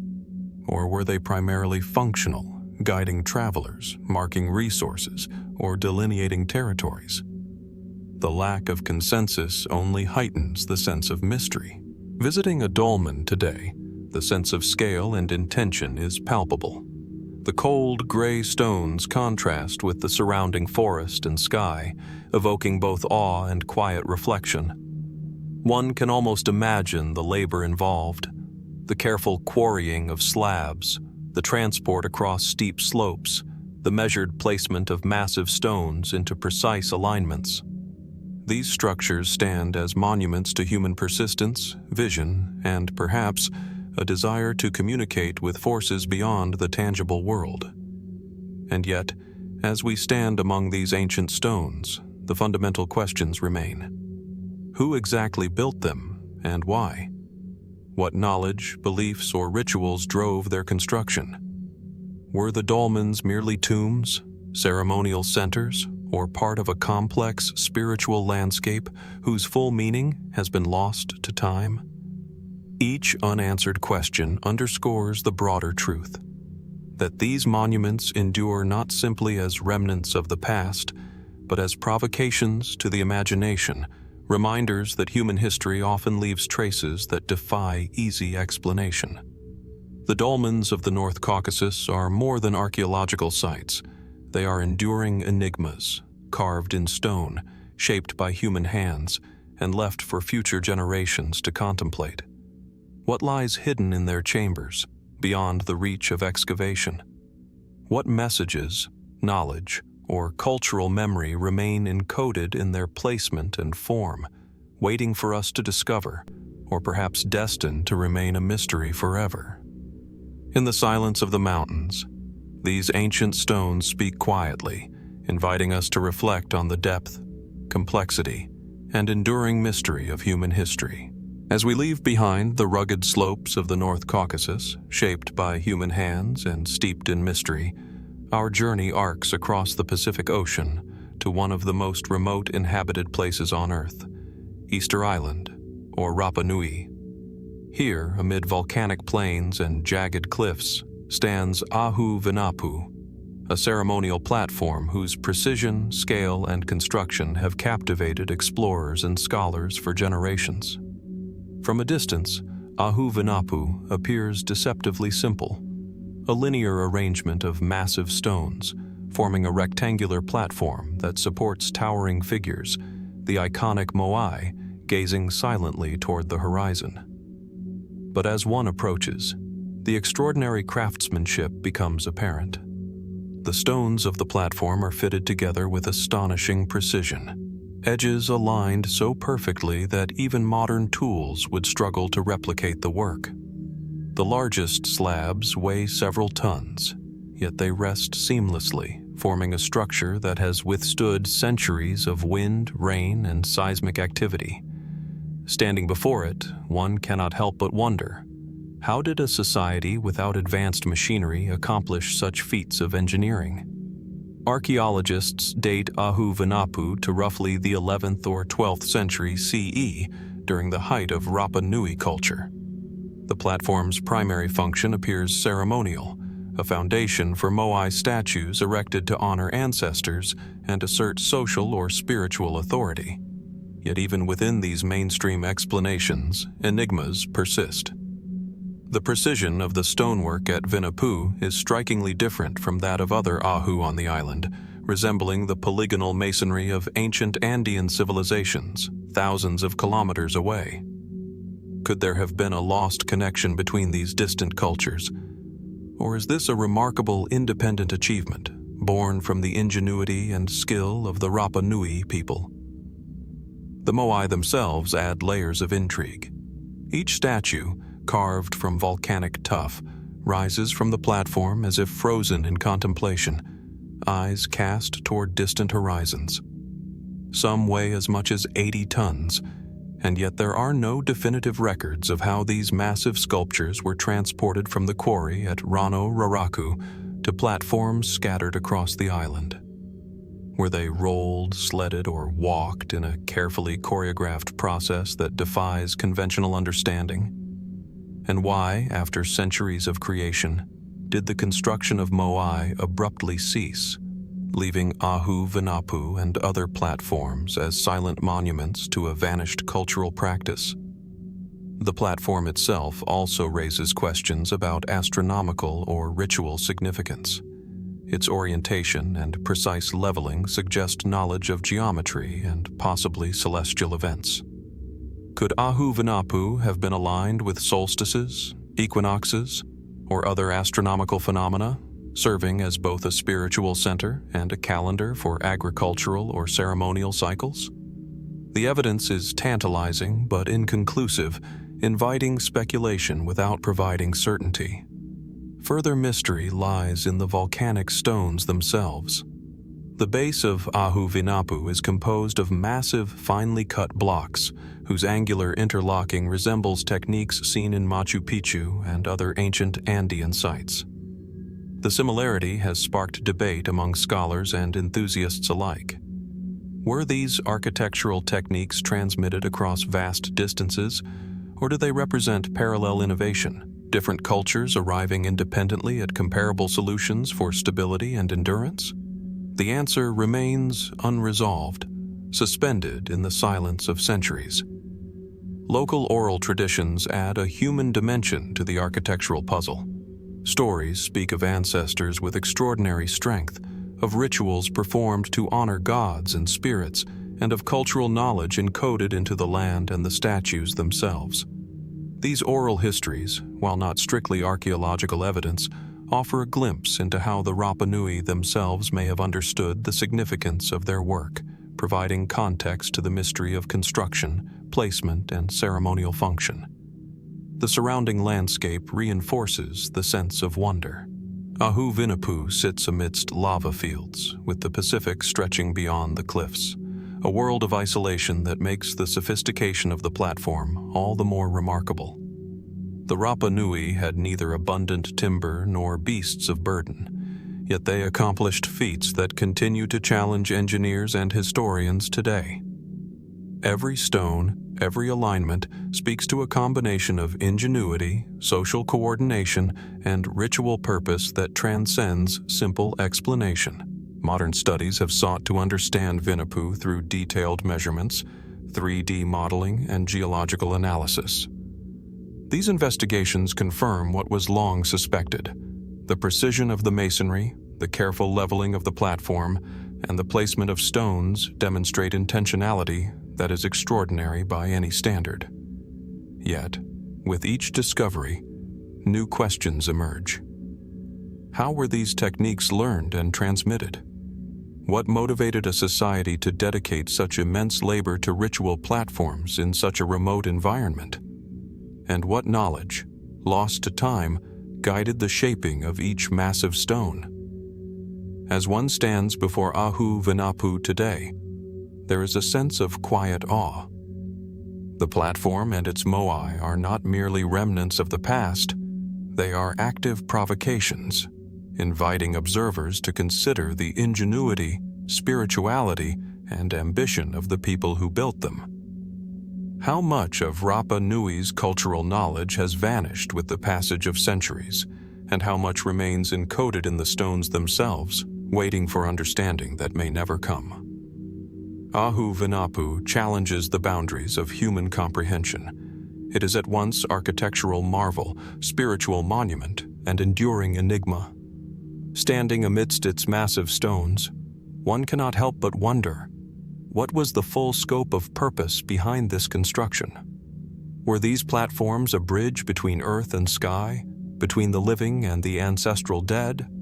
Or were they a demonstration of human determination, an assertion of presence and identity in one of the most isolated landscapes on Earth? And so, Ahu-Vinapu endures, a testament to human ingenuity, ambition, and mystery. Its stones whisper of the hands that shaped them, the minds that imagined them, and the culture that brought them into being. Yet the full story remains elusive, suspended in the wind that sweeps across the Pacific, in the gaze of Moai whose silent eyes seem to ask, what truths are still hidden, waiting to be discovered beneath the surface of time itself? Modern studies have sought to understand Viterbo through detailed measurements, 3D modeling, and geological analysis. These investigations confirm what was long suspected: the precision of the masonry, the careful leveling of the platform, and the placement of stones demonstrate intentionality that is extraordinary by any standard. Yet, with each discovery, new questions emerge. How were these techniques learned and transmitted? What motivated a society to dedicate such immense labor to ritual platforms in such a remote environment? And what knowledge, lost to time, guided the shaping of each massive stone? As one stands before Viterbo today, there is a sense of quiet awe. The platform and its moai are not merely remnants of the past, they are active provocations, inviting observers to consider the ingenuity, spirituality, and ambition of the people who built them. How much of Rapa Nui's cultural knowledge has vanished with the passage of centuries, and how much remains encoded in the stones themselves, waiting for understanding that may never come? Viterbo challenges the boundaries of human comprehension. It is at once architectural marvel, spiritual monument, and enduring enigma. Standing amidst its massive stones, one cannot help but wonder, what was the full scope of purpose behind this construction? Were these platforms a bridge between earth and sky, between the living and the ancestral dead? Or were they a demonstration of human determination, an assertion of presence and identity in one of the most isolated landscapes on earth? And so, Viterbo endures, a testament to human ingenuity, ambition, and mystery. Its stones whisper of the hands that shaped them, the minds that imagined them, and the culture that brought them into being. Yet the full story remains elusive, suspended in the wind that sweeps across the Pacific, in the gaze of moai whose silent eyes seem to ask, what truths are still hidden, waiting to be discovered beneath the surface of time itself? From the windswept plains of Easter Island and the silent gaze of the moai at Viterbo, our journey now turns northeast, across continents, to the heart of Anatolia in modern-day Turkey. Here, nestled among rugged hills and fertile valleys, lie the ruins of Hattusa, the ancient capital of the Hittite Empire. While scholars often focus on the grandeur of its monumental structures and the famed Lion Gate, there exist lesser-known gates and portals throughout the city whose form, orientation, and symbolism raise questions that still elude definitive explanation. Approaching one of these smaller gates, one is struck first by its quiet presence. Unlike the imposing ceremonial entrances, these structures are modest in scale, yet precise in construction. Carefully hewn stones rise to form narrow passageways, their lintels carved with subtle patterns, their surfaces bearing the patina of millennia. Some gates are framed by flanking towers, others integrated into massive defensive walls, suggesting practical functions in controlling movement, yet their placement often seems unusual, almost enigmatic, as if they were meant to guide, protect, or channel those who passed through in ways we cannot fully understand. Hattusa thrived during the Late Bronze Age, roughly between 1600 and 1200 BCE, as a political and religious center for the Hittites. Excavations have revealed not only ceremonial and administrative structures, but also a complex urban network of walls, roads, and gates. The smaller gates, often overlooked in favor of grander monuments, nonetheless reveal meticulous attention to orientation, masonry, and spatial organization. Were they merely functional entries, facilitating movement in and out of the city? Or did they serve more symbolic or ritual purposes, mediating the threshold between ordinary life and sacred or protected spaces? One of the most striking aspects of these lesser-known gates is their alignment. Some are positioned along axes that suggest astronomical or topographical significance. Could these alignments have marked solstices, lunar cycles, or other celestial events, creating a subtle but powerful connection between human activity and the cosmos. Alternatively, might they reflect an intuitive understanding of defensive strategy, integrating knowledge of sightlines, traffic flow, and the surrounding terrain? The precision of construction, coupled with the occasional enigmatic placement, leaves open multiple interpretations, none wholly satisfactory, yet all compelling. Archaeologists have uncovered inscriptions and carvings near some gates, often featuring symbolic motifs, animals, geometric patterns, or abstract designs. The meanings of these symbols are debated. Were they protective talismans, markers of lineage or authority, or encoded instructions for those passing through? And what might have been lost over centuries of erosion, conquest, and neglect? Unlike the monumental Lion Gate, these quieter portals resist straightforward reading, speaking in a subtle language of stone, shadow, and orientation that invites curiosity rather than providing answers. The construction techniques themselves also provoke reflection. Stones of varying sizes are carefully interlocked without mortar, a testament to skill and knowledge of weight distribution. Some lintels and threshold stones are massive, requiring coordinated effort to lift and position. Were these feats accomplished with simple tools, ingenuity, and communal labor? Or do they hint at techniques now forgotten, methods whose efficiency still challenges modern assumptions about Bronze Age engineering? The enduring stability of these gates, even after 3 millennia, is a silent testament to expertise that cannot be dismissed. Beyond their physicality, the gates evoke questions about social and ritual practices. Hattusa was a city deeply invested in ceremonial life, where sacred and administrative spaces intertwined. Could these minor gates have marked thresholds for specific social classes, restricted access to certain neighborhoods, or defined ritual pathways during festivals or processions? Perhaps they were deliberately understated, designed to be noticed only by those attuned to their symbolic or spiritual significance. Their subtlety suggests intent, yet their meaning remains opaque, bridging practical function and cultural expression.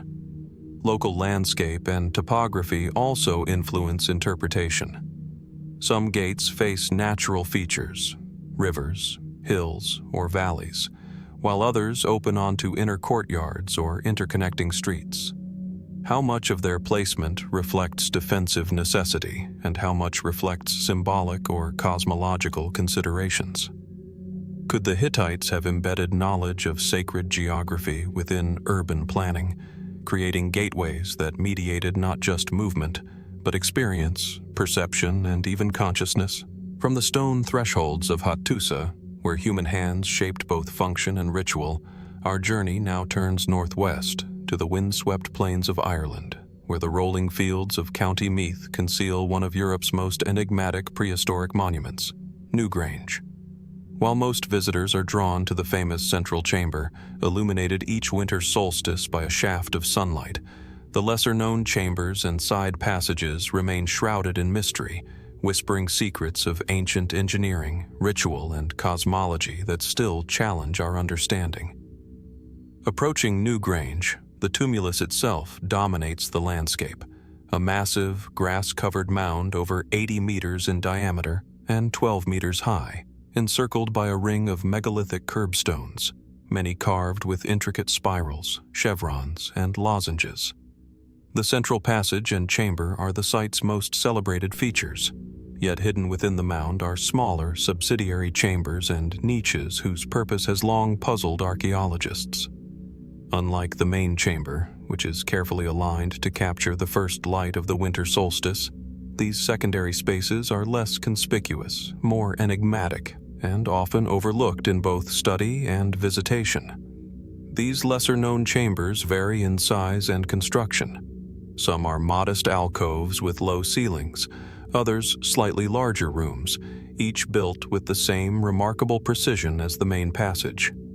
Stones weighing multiple tons were transported and positioned with care, creating enclosed spaces that have survived for over 5,000 years.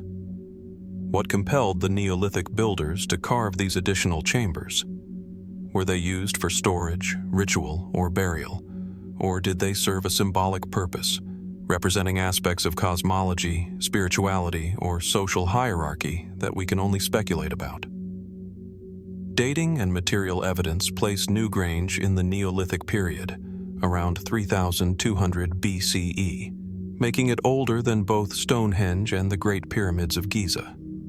Excavations have revealed human remains, pottery, and tools, but the precise function of each chamber remains elusive. Some archaeologists propose that the subsidiary spaces were used for secondary burials or ritual offerings, a form of spiritual appendage to the main chamber.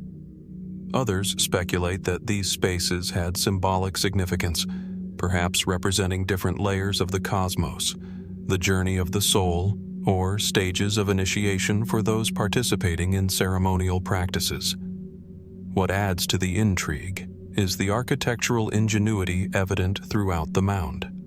The corbelled roofs of the smaller chambers demonstrate knowledge of weight distribution and structural stability that is remarkable for a culture without written language or advanced tools. Some chambers align with specific directions, subtly oriented toward nearby topographical features, or positioned to interact with light and shadow at particular times of year.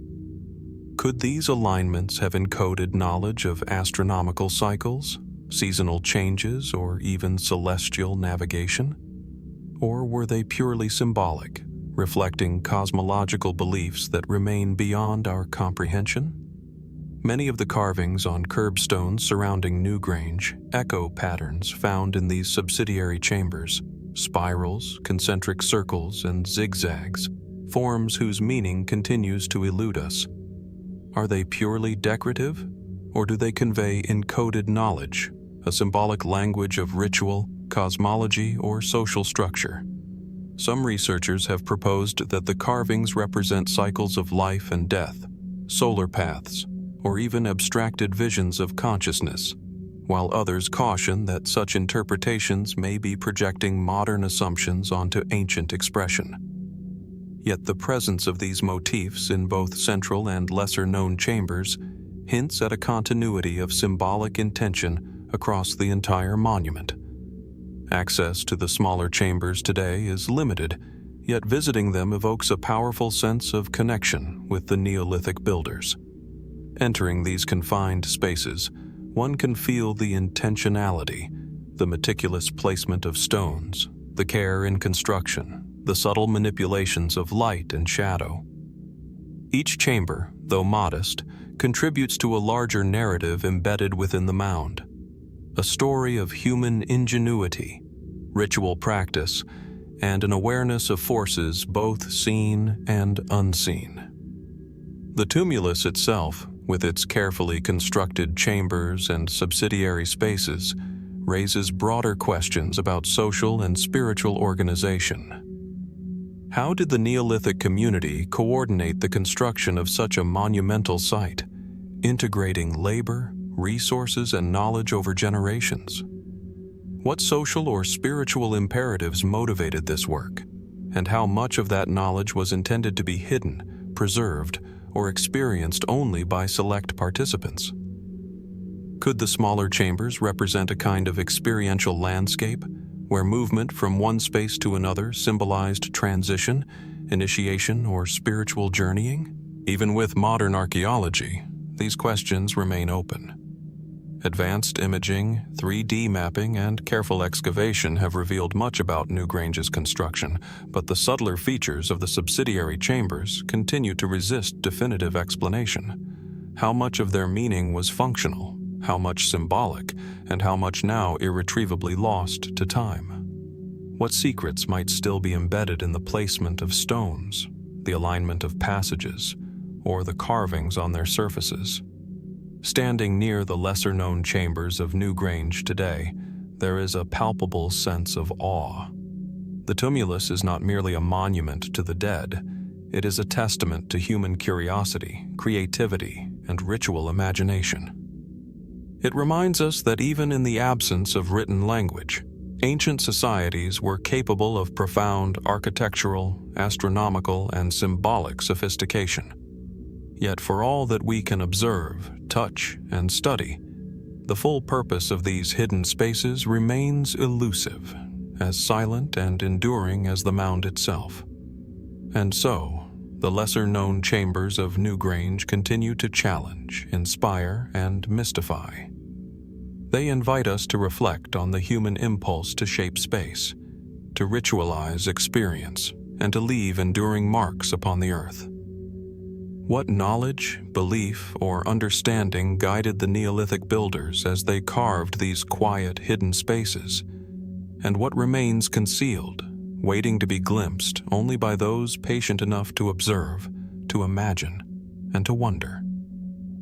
In their quiet shadow, Newgrange reminds us that the mysteries of our past are far from fully revealed, and that some questions endure across millennia, quietly inviting us to seek, to ponder, and to marvel. Leaving behind the quiet chambers of Newgrange, where Neolithic ingenuity and ritual sophistication remain partially hidden beneath earthen mounds, our journey now returns to the Americas, to the arid coastal valleys of Peru. Here, nestled along the Supe River, lies Caral, a city whose scale, age, and sophistication challenge conventional narratives about the origins of urban civilization in the Americas.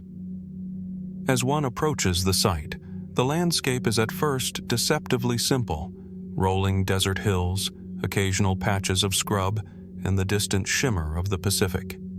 Yet rising from this stark terrain are monumental structures that defy expectation, whispering stories of a civilization that flourished over 5,000 years ago. Caral is remarkable for many reasons, not least of which is its antiquity. Radiocarbon dating places the city's construction around 2600 BCE, making it one of the oldest known urban centers in the Americas, contemporary with the pyramids of Egypt. The site encompasses an intricate network of pyramidal platforms, sunken circular plazas, residential areas, and ceremonial spaces, all arranged across 6 square kilometers. The largest pyramids soar above the desert floor, their carefully terraced sides hinting at sophisticated engineering, while smaller structures are tucked into natural contours, demonstrating an intimate understanding of the surrounding landscape. At the heart of Caral lies a network of sunken circular plazas, their purpose still debated but undeniably central to the social and spiritual life of the city. These open spaces, often surrounded by platforms, may have hosted communal gatherings, rituals, or performances, events that reinforced social cohesion and expressed collective identity. Yet, unlike many later civilizations, Caral left no evidence of defensive walls, fortifications, or weapons, suggesting a society that may have prioritized organization, ceremony, and culture over conflict.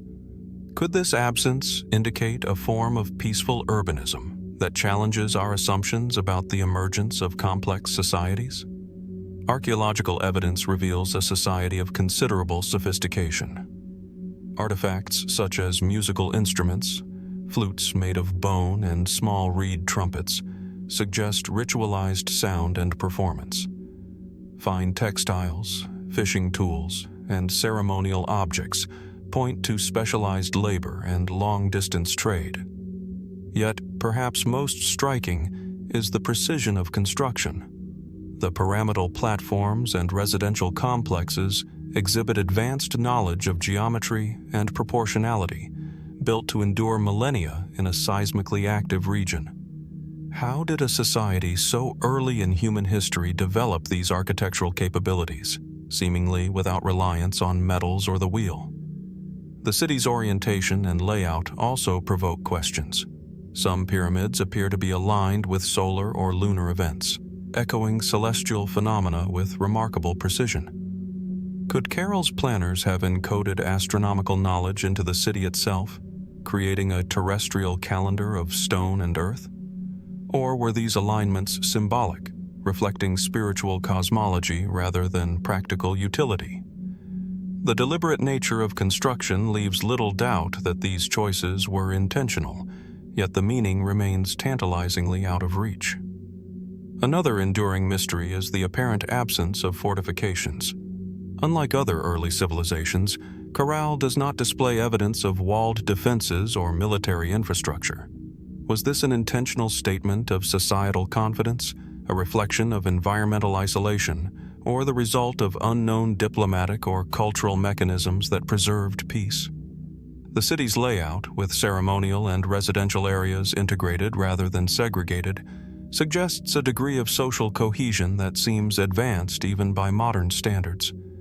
How did these people organize themselves, govern communal labor, and maintain such a sophisticated society in a challenging environment without leaving written records? Trade and communication likely played a critical role in Caral's development. Evidence of traded goods, including shells from the Pacific and stones from distant highlands, hints at complex networks of exchange and cultural interaction. How did a society so early in history maintain these connections across difficult terrain? Were these exchanges purely economic, or did they also carry ritual and symbolic significance, further embedding the city in a network of cultural meaning that we can only glimpse today? Perhaps most intriguing are the unanswered questions about Caral's decline. The city appears to have been deliberately abandoned around 2000 BCE, with evidence suggesting a gradual cessation of construction and use. Why did such a sophisticated urban center, apparently free from warfare, gradually fall into disuse? Was it environmental, changes in river flow or agriculture, or cultural, a transformation in spiritual or political organization? Or might there have been other, more enigmatic forces at play, leaving the city to the desert winds, silent but enduring? Walking among the pyramidal platforms and sunken plazas today, one is struck by the sense of intentionality and vision. Caral's builders demonstrated remarkable planning, technical skill, and a capacity for social organization that continues to astonish archaeologists.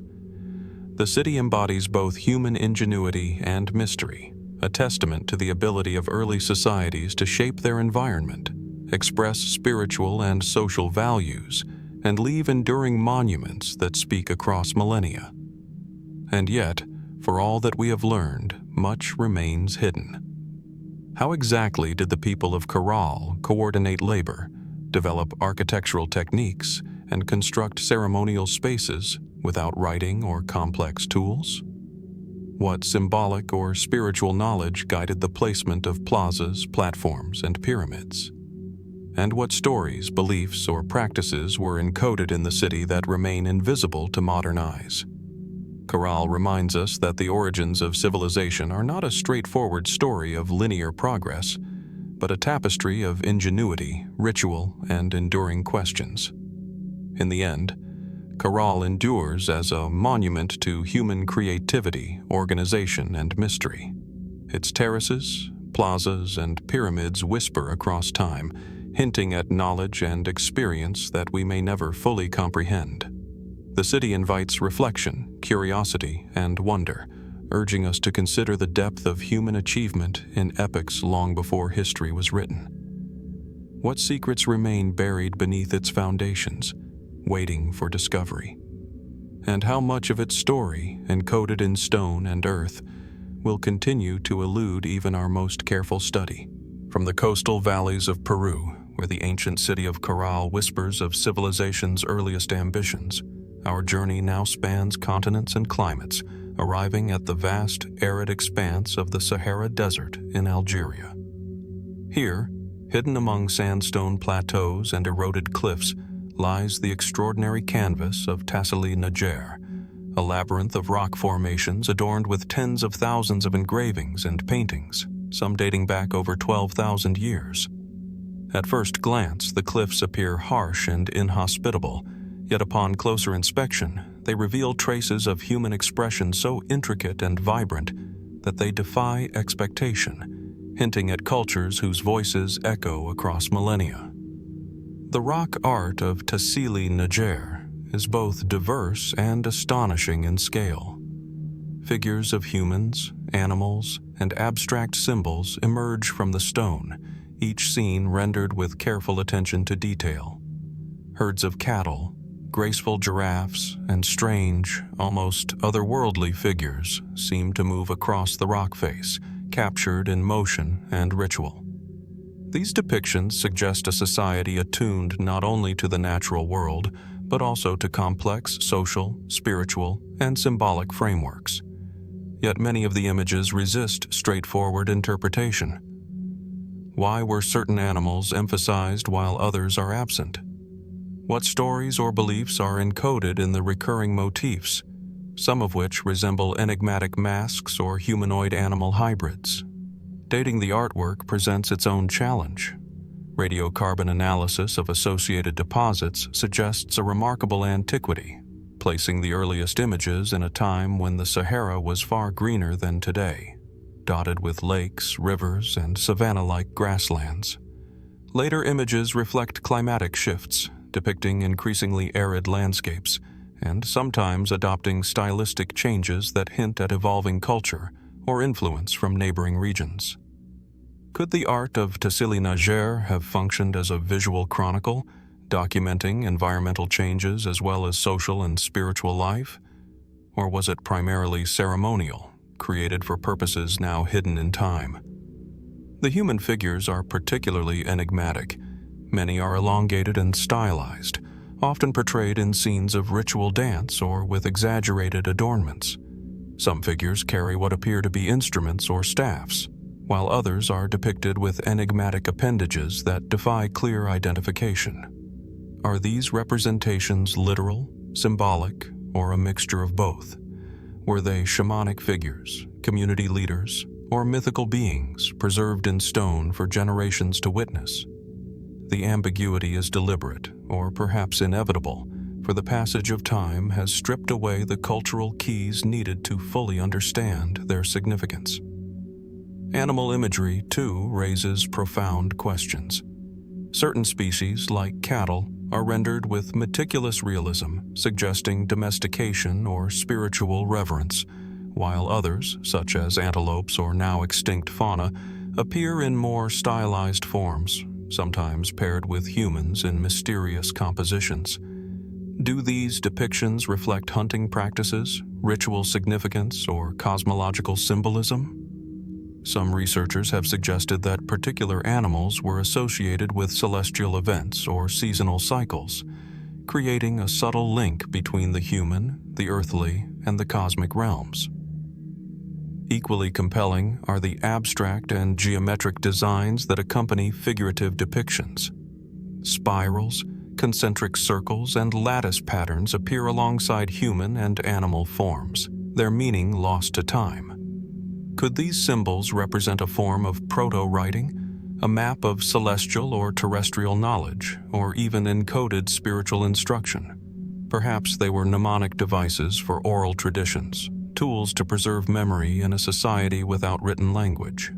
Whatever their purpose, their presence suggests a cognitive and cultural sophistication that challenges assumptions about early Saharan societies. The sheer scale of Tassili N'Ajjer adds another layer of mystery. Some sites contain hundreds of individual images across multiple cliff faces, forming visual narratives that span meters or even kilometers. How were these works coordinated? Were they the product of individual artists, successive generations, or collective effort? And how did these societies sustain themselves and their artistic traditions in a region that, while greener in the past, was still demanding and challenging to inhabit? The labor, planning, and intention implied by the rock art are profound, yet the evidence we have offers only glimpses, never the full story. Even today, the site evokes awe and contemplation. Standing beneath towering cliffs, tracing the outlines of ancient figures, one senses a dialogue across time. Humans reaching to express identity, spirituality, and understanding, leaving traces to endure far beyond their lifetimes. And yet, many aspects remain deliberately, hauntingly inaccessible. Why were certain figures placed in hidden alcoves or at elevations difficult to access? Were they meant to be discovered, or did they serve private, perhaps sacred functions? What knowledge or experience accompanied their creation, now irretrievably lost? Tassili n'Ajjer challenges modern perceptions of prehistoric art and society. It speaks to the creativity, symbolism, and ritual imagination of early humans, yet it resists full decoding. Were these images meant as records of daily life, spiritual vision, or a blend of both? And what cultural practices, lost languages, or ceremonial contexts have vanished along with the societies that produced them? Each engraving and painting invites reflection and speculation, revealing a civilization both familiar in its humanity and alien in its enigmatic expression. In the end, the rock drawings of Tassili n'Ajjer endure as a testament to the depth, complexity, and mystery of early human culture. They compel us to imagine lives lived in close communion with the environment, to consider the symbolic and spiritual worlds of ancient peoples, and to acknowledge that some aspects of history may forever elude our understanding. What stories remain etched into these cliffs, waiting silently to be understood? And how many secrets of the past remain hidden, their meanings as fleeting and elusive as the desert winds that continue to shape the rocks themselves? From the vast, sun-scorched cliffs of Tassili n'Ajjer, where prehistoric hands etched stories into stone that have endured millennia, our journey now returns to Europe, to a small Mediterranean island whose hidden depths conceal a subterranean wonder, the Hypogeum of Ħal Saflieni, located in the heart of Malta. Unlike the open landscapes of the Sahara, this monument is secretive, almost entirely concealed from view, its mysteries preserved beneath layers of limestone, soil, and time. The Hypogeum is not a towering mound or an expansive city. It is a carved sanctuary, an underground labyrinth whose silent chambers have held the whispers of the dead and the living alike for over 5,000 years. Descending into the Hypogeum, one is immediately struck by the intimacy of the space. The air grows cool and damp, shadows cling to the carved walls, and the rough limestone underfoot echoes faintly with every step. Unlike surface monuments, where the sun illuminates expansive structures, here light is scarce, falling only from carefully placed openings and the occasional torch. The effect is simultaneously solemn and enigmatic, evoking a sense of reverence for those who once occupied these subterranean corridors. The Hypogeum's construction is a marvel of Neolithic engineering. Over 3 levels, interconnected by narrow passageways and chambers, the interior extends nearly 10 meters below the surface. Carved entirely from solid rock, the chambers display remarkable precision. Smooth walls, perfectly corbelled ceilings, and niches that once held human remains or ritual objects. How did a society without metal tools or advanced machinery manage to excavate such a complex underground network? The effort required hints at both technical knowledge and a cultural imperative powerful enough to sustain generations of labor. Archaeological investigation reveals that the Hypogeum functioned as both a burial site and a ceremonial space.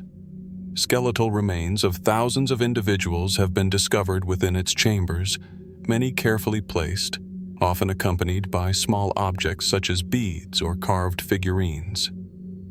Yet the patterns of burial remain puzzling. Were these interments strictly hierarchical, reflecting social status or spiritual rank, or did they follow other cultural or ritual conventions that are now lost to us? Even more perplexing is the so-called oracle room, whose architecture produces remarkable acoustic effects. Sounds made within this chamber resonate with an intensity and clarity that amplify even the faintest whisper. Was this acoustic design intentional, employed for ritual purposes, or simply a byproduct of careful stone carving? The effect is haunting and suggests a sophisticated awareness of sound, space, and human perception. The layout and orientation of the hypogeum invite further speculation. Certain chambers are aligned with natural features above ground or oriented to catch subtle light at specific times of year. Could these alignments encode cosmological knowledge, seasonal markers, or ritual symbolism? Or were they designed primarily for spiritual experience, a way to connect the living with the dead, the material with the immaterial? The precision of the carvings and the intentionality of the spatial arrangement point to a culture deeply invested in both the physical and metaphysical worlds. Artistic expression within the hypogeum adds another layer of mystery. Carved motifs, such as spirals, concentric circles, and geometric designs, adorn the walls of some chambers. Are these symbols decorative, or do they hold ritual or symbolic meaning now lost to time? Some researchers have suggested that these carvings reflect cosmological or spiritual concepts, encoding knowledge about life, death, and the cycles of nature. Yet the lack of written language or explanatory records leaves their interpretation tantalizingly out of reach, inviting us to imagine the intentions of the Neolithic builders. The discovery of the hypogeum also raises questions about the broader society that created it. Malta during this period was home to several monumental temple complexes, yet the hypogeum's subterranean nature sets it apart. Why invest immense labor in an underground space rather than in the sunlit temples scattered across the island? Was this secrecy tied to ritual purity, spiritual potency, or a need to separate the sacred from the everyday world? And how did this culture develop the technical knowledge to construct such a precise and acoustically sophisticated underground environment while simultaneously shaping monumental temples above ground? Even today, visiting the hypogeum evokes a profound sense of connection and mystery. The quiet chambers, the faint echo of footsteps, and the interplay of shadow and stone create an atmosphere unlike any other Neolithic site. One can imagine the ceremonies, the processions, and the reverence of those who once moved through these corridors, their intentions and beliefs encoded into the very rock. And yet, for all that archaeology has revealed, the human remains, the carved niches, the remarkable acoustic phenomena, much remains unresolved. What rituals unfolded in these chambers, and what meanings were attached to them? How did the people of Malta conceive of life, death, and the afterlife in ways that are only partially accessible to us today? The Hypogeum of Ħal Saflieni stands as both a physical and symbolic labyrinth. Its corridors, chambers, and hidden spaces embody the ingenuity, spirituality, and ambition of a Neolithic culture that sought to shape experience and memory beneath the surface of the earth. Yet the full purpose and meaning of the site remain elusive, resisting conclusive interpretation even as it continues to inspire wonder. How much knowledge, ritual practice, or cosmological understanding has been lost to the centuries? And what mysteries remain encoded in the stone, whispering across time to those patient enough to descend into its shadowed depths? In the end, the Hypogeum of Ħal Saflieni is more than a burial site or architectural achievement. It is a testament to the depth of human creativity and the enduring allure of the unknown. The silence of its chambers invites reflection, meditation, and curiosity, reminding us that some of the most profound mysteries of our past are found not in the open light of day, but beneath the earth, hidden in darkness, waiting for discovery, understanding, and wonder.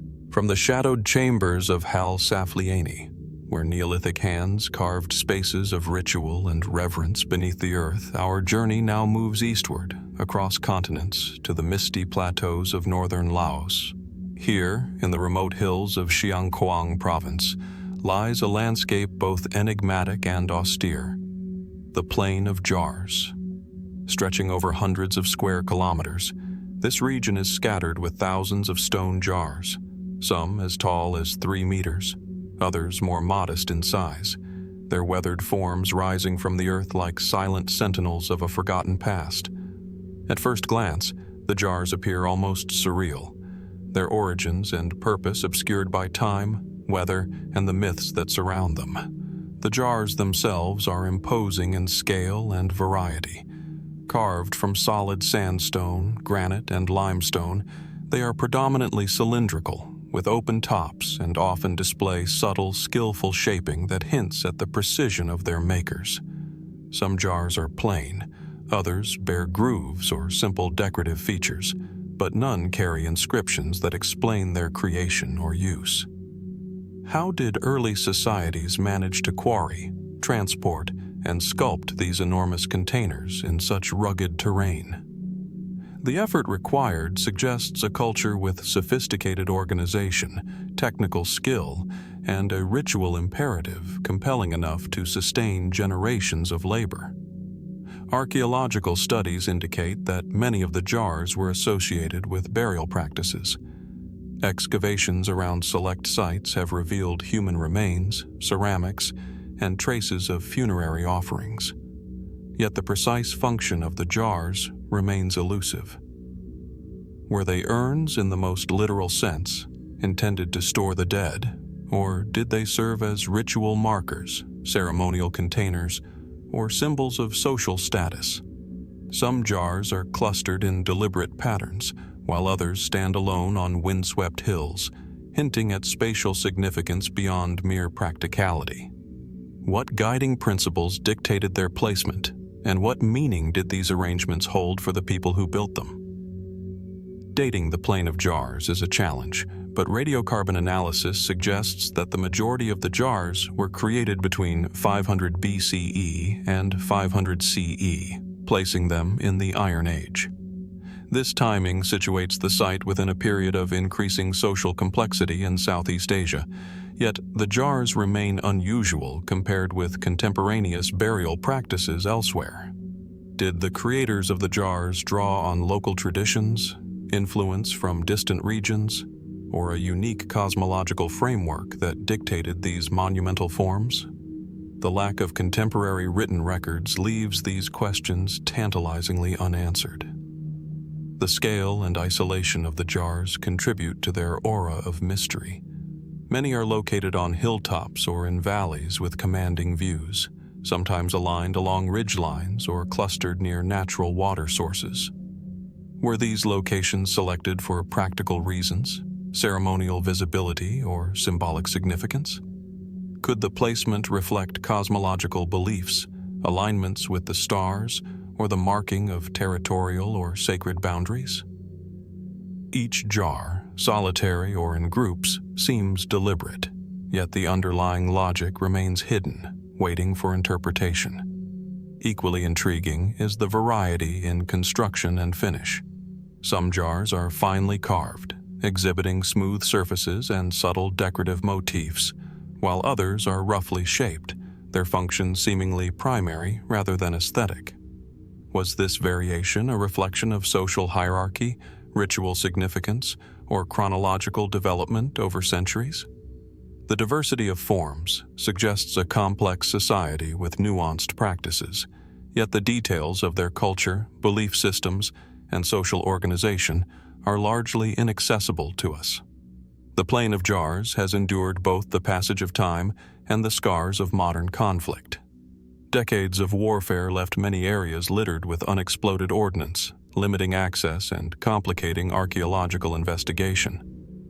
Yet even amidst these challenges, the jars persist as silent witnesses, their enigmatic presence resisting explanation while captivating all who encounter them. How much knowledge was encoded in their shapes, positions, and associations, and how much has been lost forever? Local traditions and folklore add another layer of intrigue.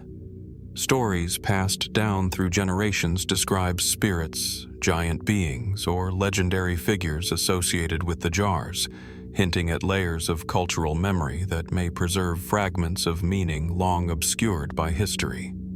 How much of these oral traditions reflect historical reality, symbolic storytelling, or spiritual interpretation? The boundary between myth and archaeology blurs here, leaving observers to wonder what truths, if any, lie behind these ancient forms.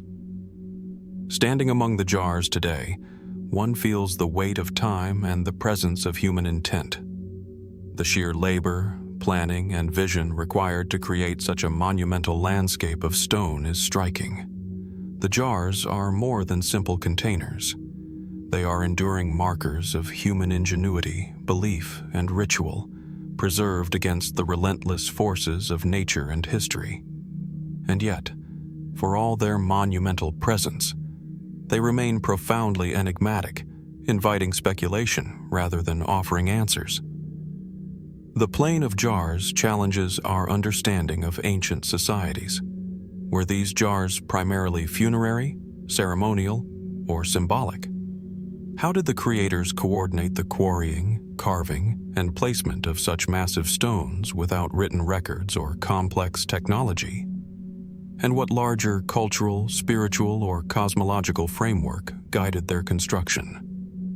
Even with modern archaeology, these questions linger, underscoring the limits of our knowledge and the enduring power of mystery. In the end, the jars of Laos stand as both monumental artifacts and unanswered questions.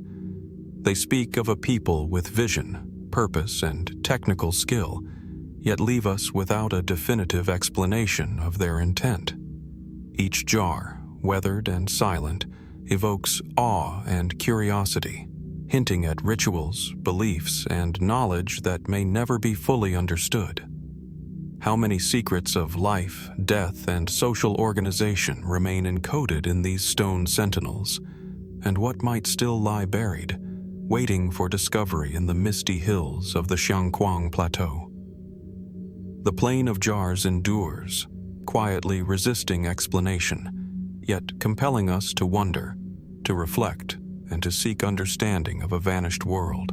From the misty hills of Laos, where the enigmatic jars of Xiangquang Plateau hint at vanished rituals and ancient human ingenuity, our journey returns once again to the Mediterranean, to the small island of Gozo in Malta. Here, perched on a gentle rise overlooking the surrounding fields, stand the Gantia temples, some of the oldest freestanding stone structures in the world, predating the pyramids of Egypt by centuries. The name Gantia, derived from the Maltese word for giant, hints at the awe these structures have inspired for generations. Even before stepping among the colossal megaliths, the scale and presence of the site command attention, demanding contemplation of the people who conceived and built them over 5,500 years ago. The Gantia temples are remarkable in both design and construction. Comprising two distinct but adjacent structures, each composed of massive limestone blocks, some weighing more than 50 tons. The temples are laid out in a curving clover-leaf plan that seems deliberate, almost organic. The walls rise impressively high, enclosing chambers, altars, and niches that suggest a highly ritualized interior. The precision with which these enormous stones were transported, positioned, and shaped, without the use of metal tools or advanced machinery, continues to challenge modern engineers and archaeologists alike. How did a Neolithic society accomplish this feat? And why invest such effort in a monument whose purpose remains partially obscured by time? Archaeological studies reveal that the temples functioned primarily as ceremonial centers. Stone altars, carved figurines, and small votive objects suggest offerings to deities or spirits, likely connected to fertility, agriculture, or cycles of life and death. The presence of figurines depicting exaggerated human forms, often female, has led some researchers to associate the site with fertility cults, though the exact rituals remain unknown. Did the builders of Gantia intend these forms as symbolic representations of life-giving forces, as ancestral figures, or as objects with magical potency? The ambiguity deepens the mystery, allowing speculation while resisting definitive answers. The architecture itself hints at an understanding of spatial organization, acoustics, and movement. The inner chambers are arranged to guide participants along specific paths, perhaps for processions or ritual enactments. The stone blocks, carefully aligned and weighted, create enclosed spaces that amplify sound and reinforce the presence of the participants within the sacred setting. Could the builders have understood principles of resonance, deliberately crafting the chambers to enhance chants, drumming, or other ceremonial activities? Or were these effects an unintended consequence of the architectural choices? The precision and intention evident throughout the temple complex suggest a sophisticated and symbolic engagement with space itself. Construction materials and techniques continue to fascinate researchers. The limestone blocks were quarried locally, yet moving and erecting them would have required complex organization and ingenious methods for transportation and lifting. Were ramps used? Levers? Human chains? Whatever the method, the effort represents a collective achievement on a scale rarely matched in prehistoric Europe. What social structures enabled such cooperation? Were these projects driven by religious authority, communal obligation, or a combination of both? And what does this reveal about the societal and spiritual priorities of Malta's Neolithic inhabitants? Even the broader landscape seems deliberately chosen. The temples occupy a slightly elevated position, offering visibility over surrounding fields and, perhaps, alignment with natural or celestial features. Did this location hold symbolic significance, or was it chosen for practical reasons, proximity to resources, water, or fertile land? Could there be an astronomical dimension to the site, an awareness of solar or lunar cycles encoded into the temple's orientation or proportions? Such questions remain open, inviting modern observers to consider the ways in which ancient societies understood and connected with their environment. The Gambia temples also carry an aura of legend. Local folklore attributes their construction to giants, a narrative likely born from the sheer size of the stones and the seemingly impossible feat of assembly. While we now understand that human ingenuity, not supernatural strength, achieved this, the legend underscores the sense of wonder and mystery that these structures inspire. What cultural or spiritual beliefs motivated such ambitious constructions? How did the people of Gozo conceptualize divinity, fertility, and ritual? And how much of that knowledge has been lost to the millennia?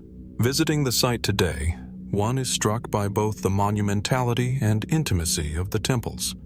Standing beside the towering stones, tracing the curves of the walls, and observing the carefully carved altars and niches, there is a palpable sense of human intention and ritual significance.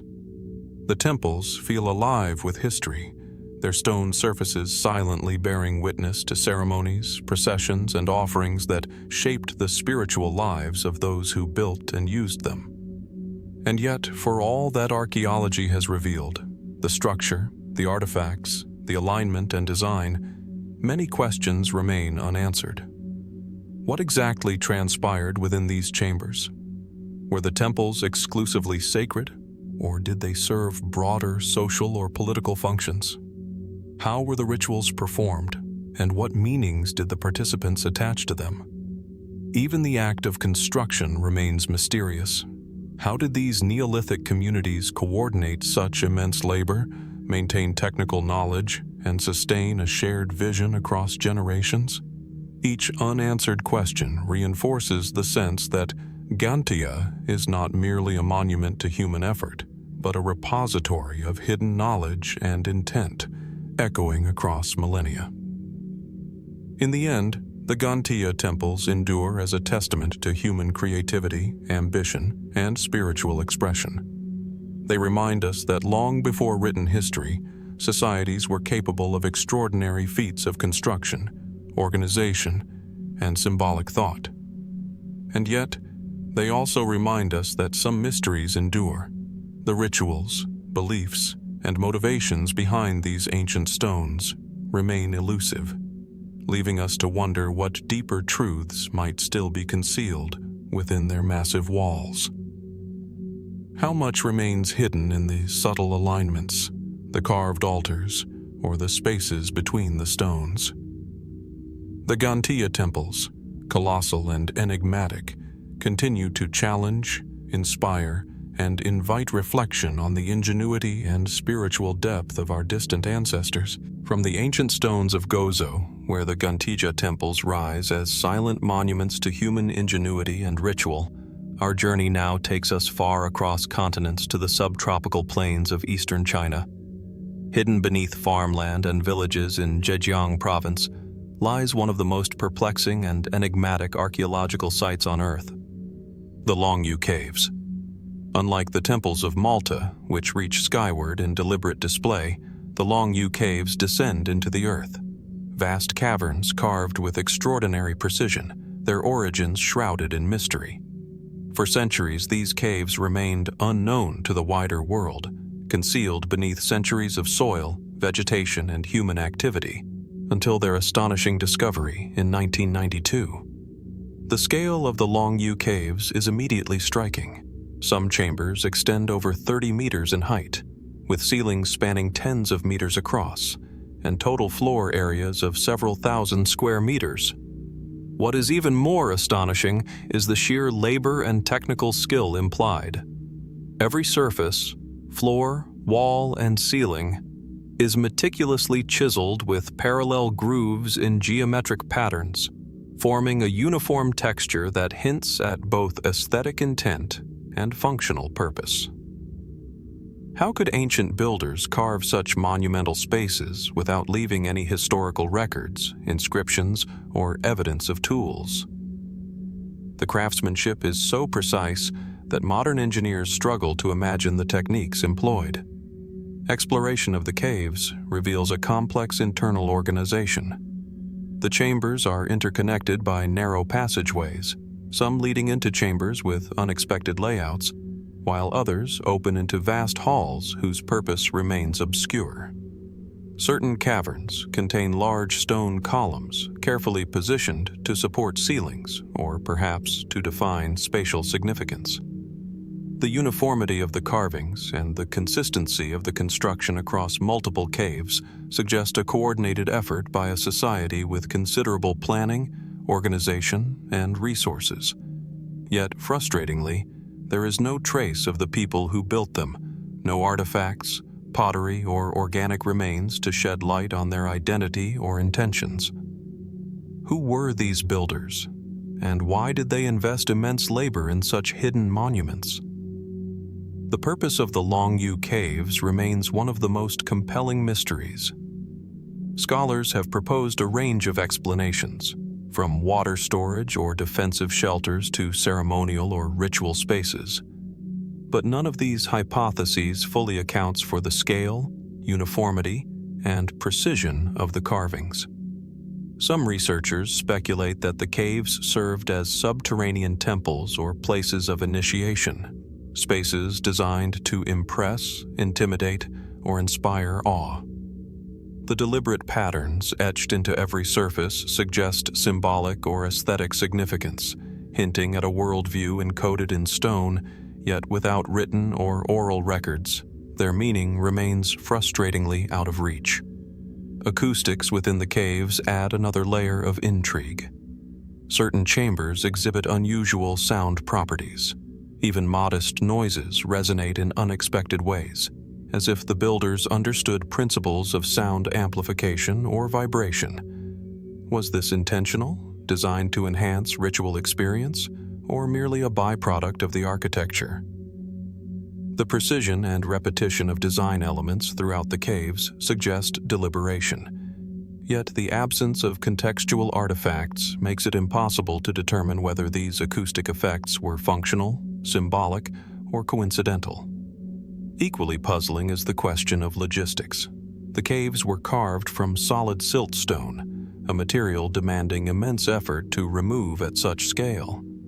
Estimates suggest that tens of thousands of cubic meters of rock were extracted, moved, and shaped without leaving spoil piles or visible traces on the surface, a feat that defies conventional understanding of ancient engineering practices.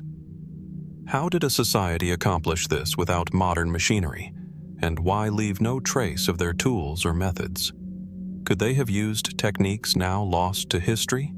Or is there evidence yet to be discovered that could illuminate these practices?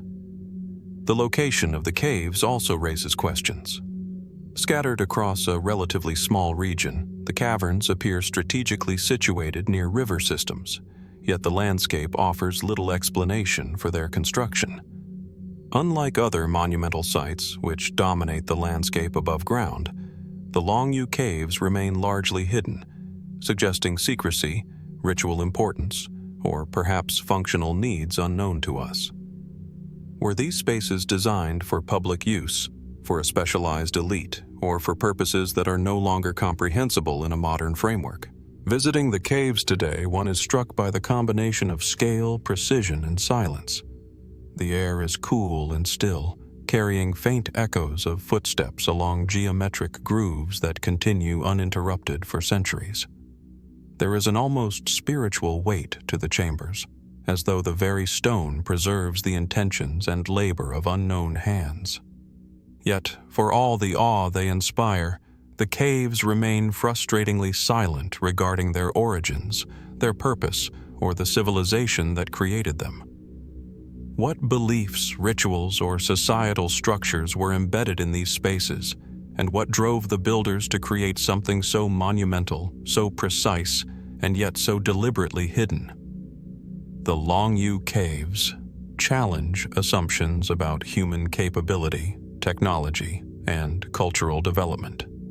They hint at knowledge lost to time, suggesting that prehistoric or early historic societies may have possessed technical skills and organizational capacities that continue to astonish us.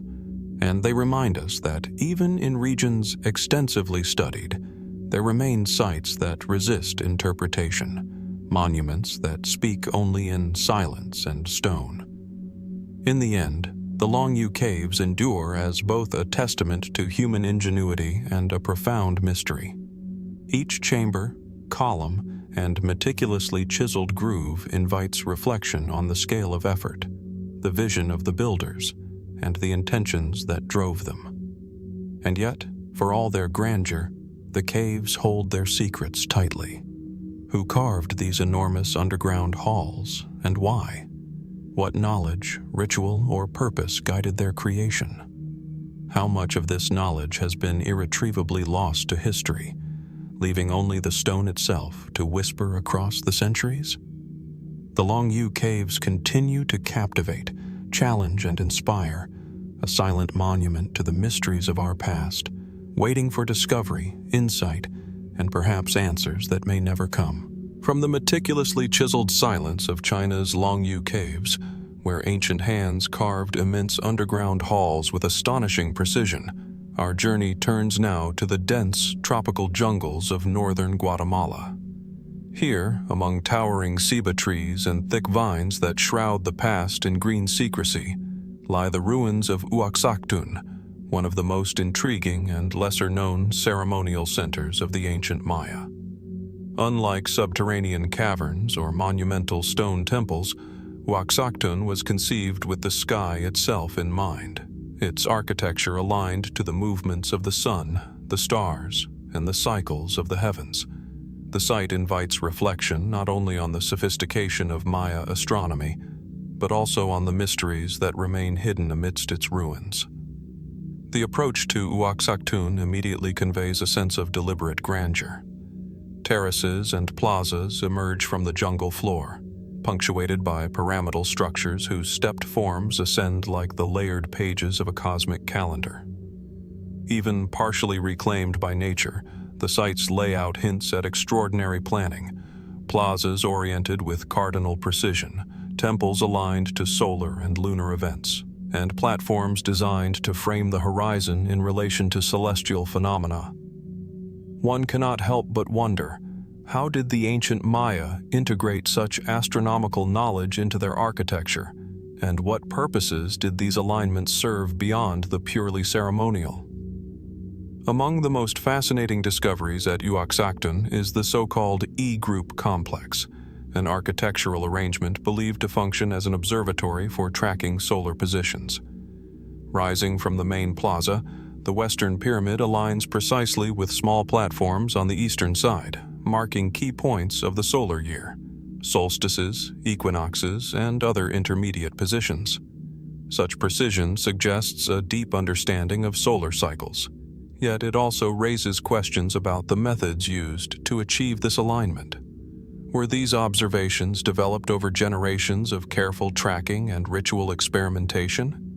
And did the Maya encode not only astronomical knowledge, but also sacred and political power into these structures? Archaeological evidence further complicates the picture. Excavations have revealed altars, ceremonial caches, and residential structures interwoven with the observatory platforms. The juxtaposition of domestic and ritual spaces hints at a society in which astronomical knowledge was intimately tied to daily life, governance, and religious practice. Yet much remains unknown. Were the observations primarily practical, guiding agriculture and ceremonial calendars, or were they symbolic, a way to connect human experience to cosmic forces? Could the alignment of the pyramids and platforms encode esoteric knowledge now lost to time? Even more enigmatic are the inscriptions and stelae found throughout the site. While some provide calendrical data or commemorate rulers, others remain fragmentary or difficult to interpret, leaving tantalizing hints of historical and ceremonial narratives. Did these texts reference specific celestial phenomena, mythological cycles, or societal events linked to the stars?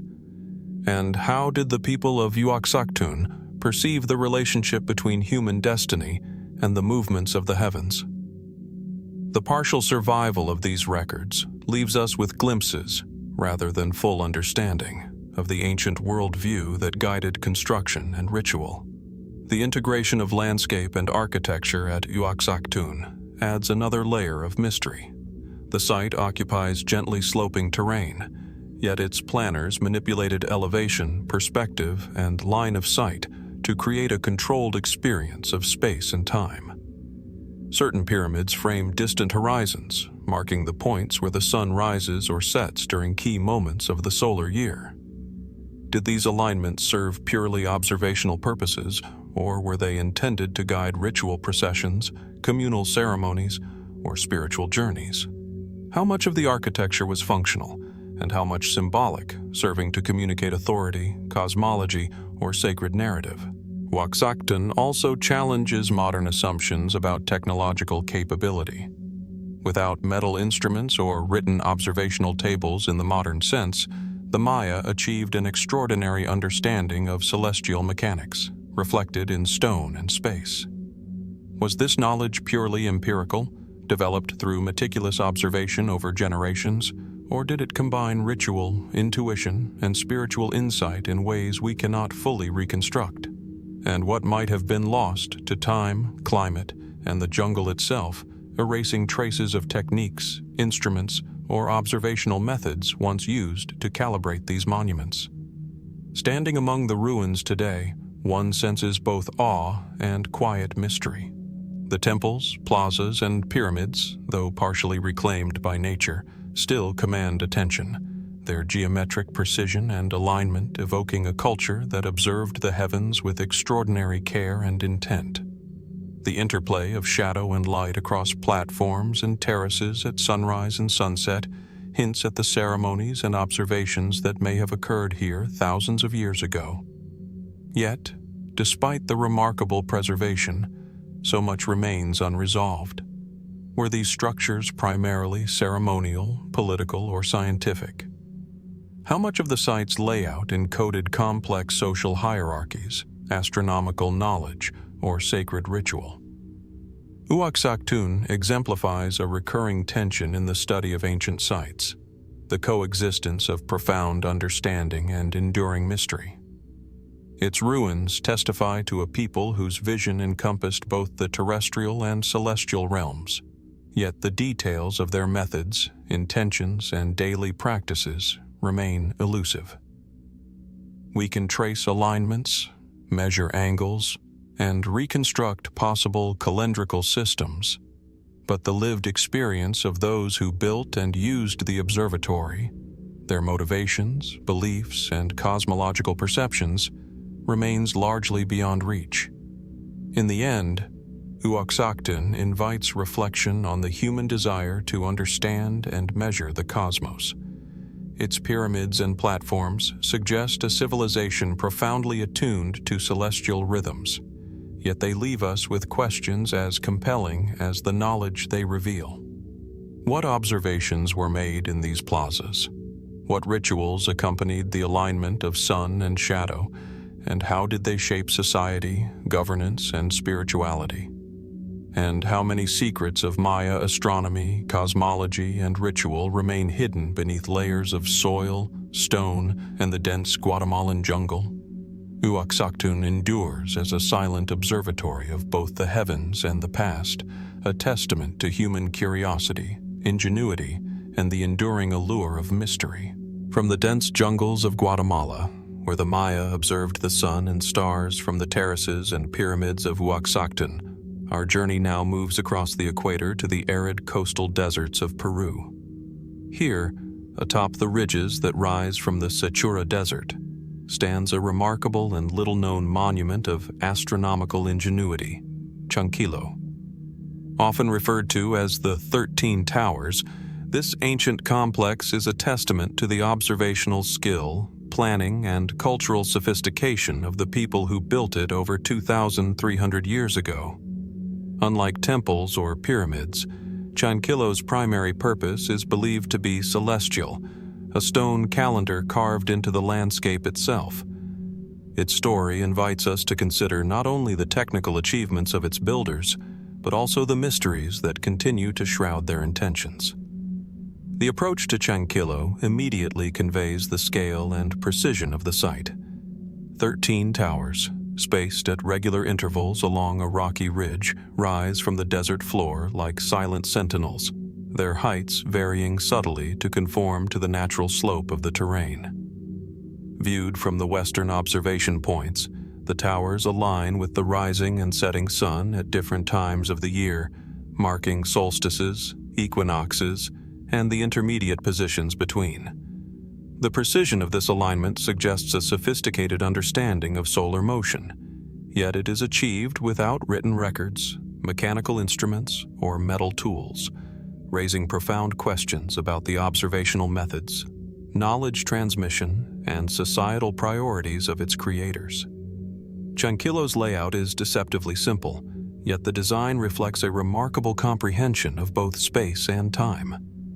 Observers stationed at carefully positioned points on either side of the towers could track the sun's movement across the ridge with surprising accuracy. Each day of the year corresponded to a slightly different alignment, effectively creating a calendar in stone. Was this primarily a tool for agriculture, guiding planting and harvesting cycles in an unforgiving desert climate? Or did the calendar serve ceremonial or spiritual purposes, marking sacred festivals and rituals tied to the cycles of the heavens? Perhaps it fulfilled multiple roles, blending practical knowledge with cosmological observation and ritual practice. Archaeological investigation has uncovered nearby structures, including residential compounds and ceremonial platforms, suggesting that Chanquillo was part of a broader cultural and societal system. Who lived here, and what roles did they play in observing, recording, or interpreting celestial movements? The absence of detailed inscriptions or records leaves us with tantalizing traces rather than clear answers.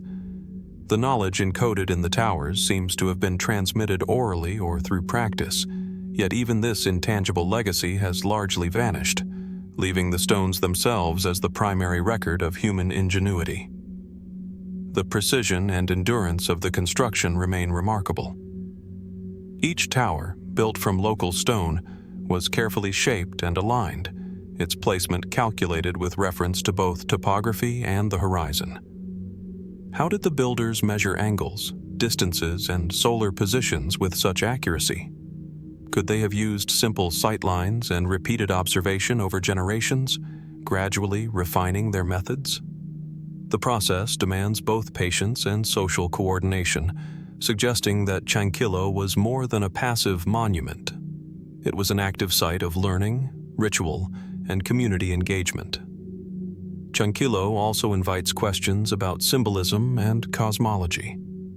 Were the towers merely functional, or did they represent a deeper connection between humans and the heavens? Some researchers suggest that the 13 towers may correspond to lunar cycles, seasonal divisions, or mythological concepts embedded in local belief systems.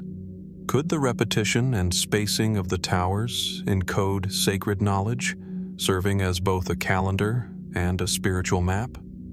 The absence of definitive textual records leaves these interpretations open, allowing us to speculate while respecting the limits of evidence. The surrounding landscape enhances the sense of mystery. The desert stretches outward in every direction, offering unobstructed views of the horizon.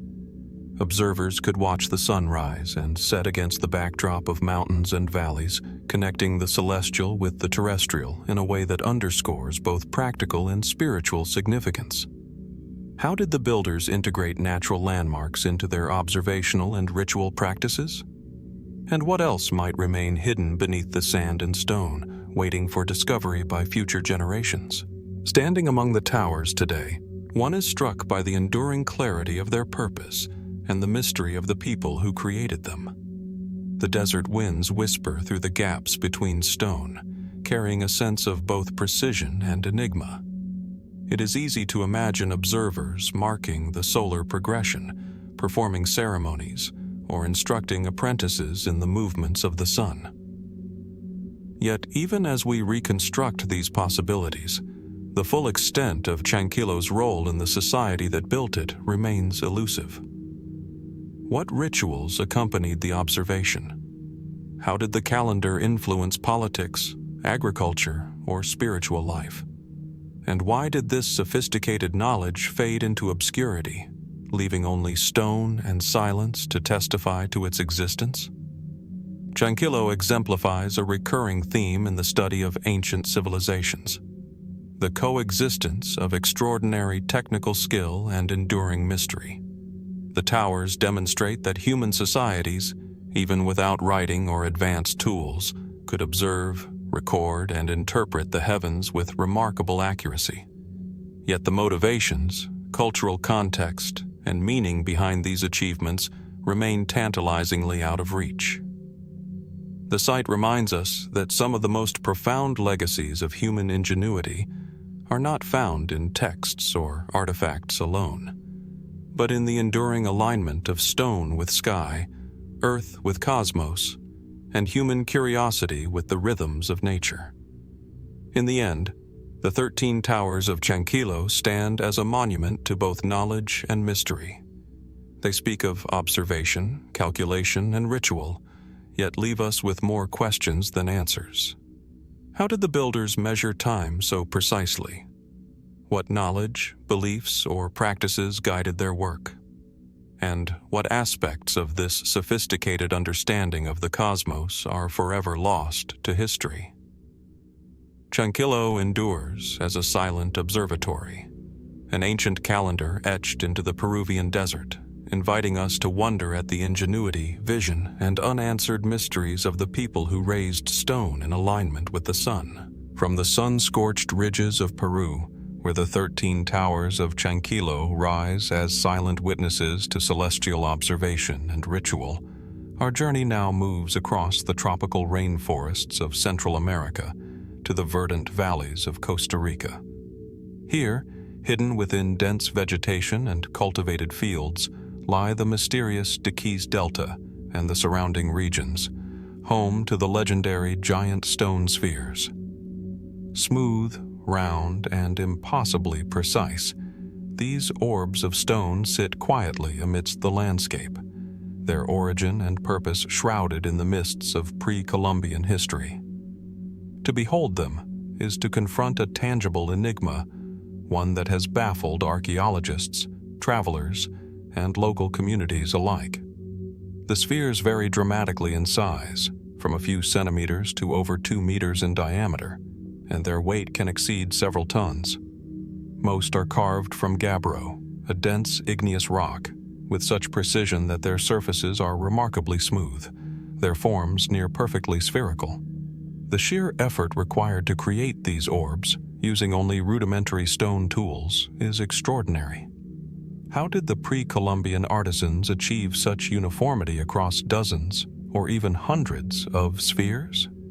Were these creations the work of a single culture over centuries, or the cumulative effort of multiple generations, each refining the techniques passed down to them?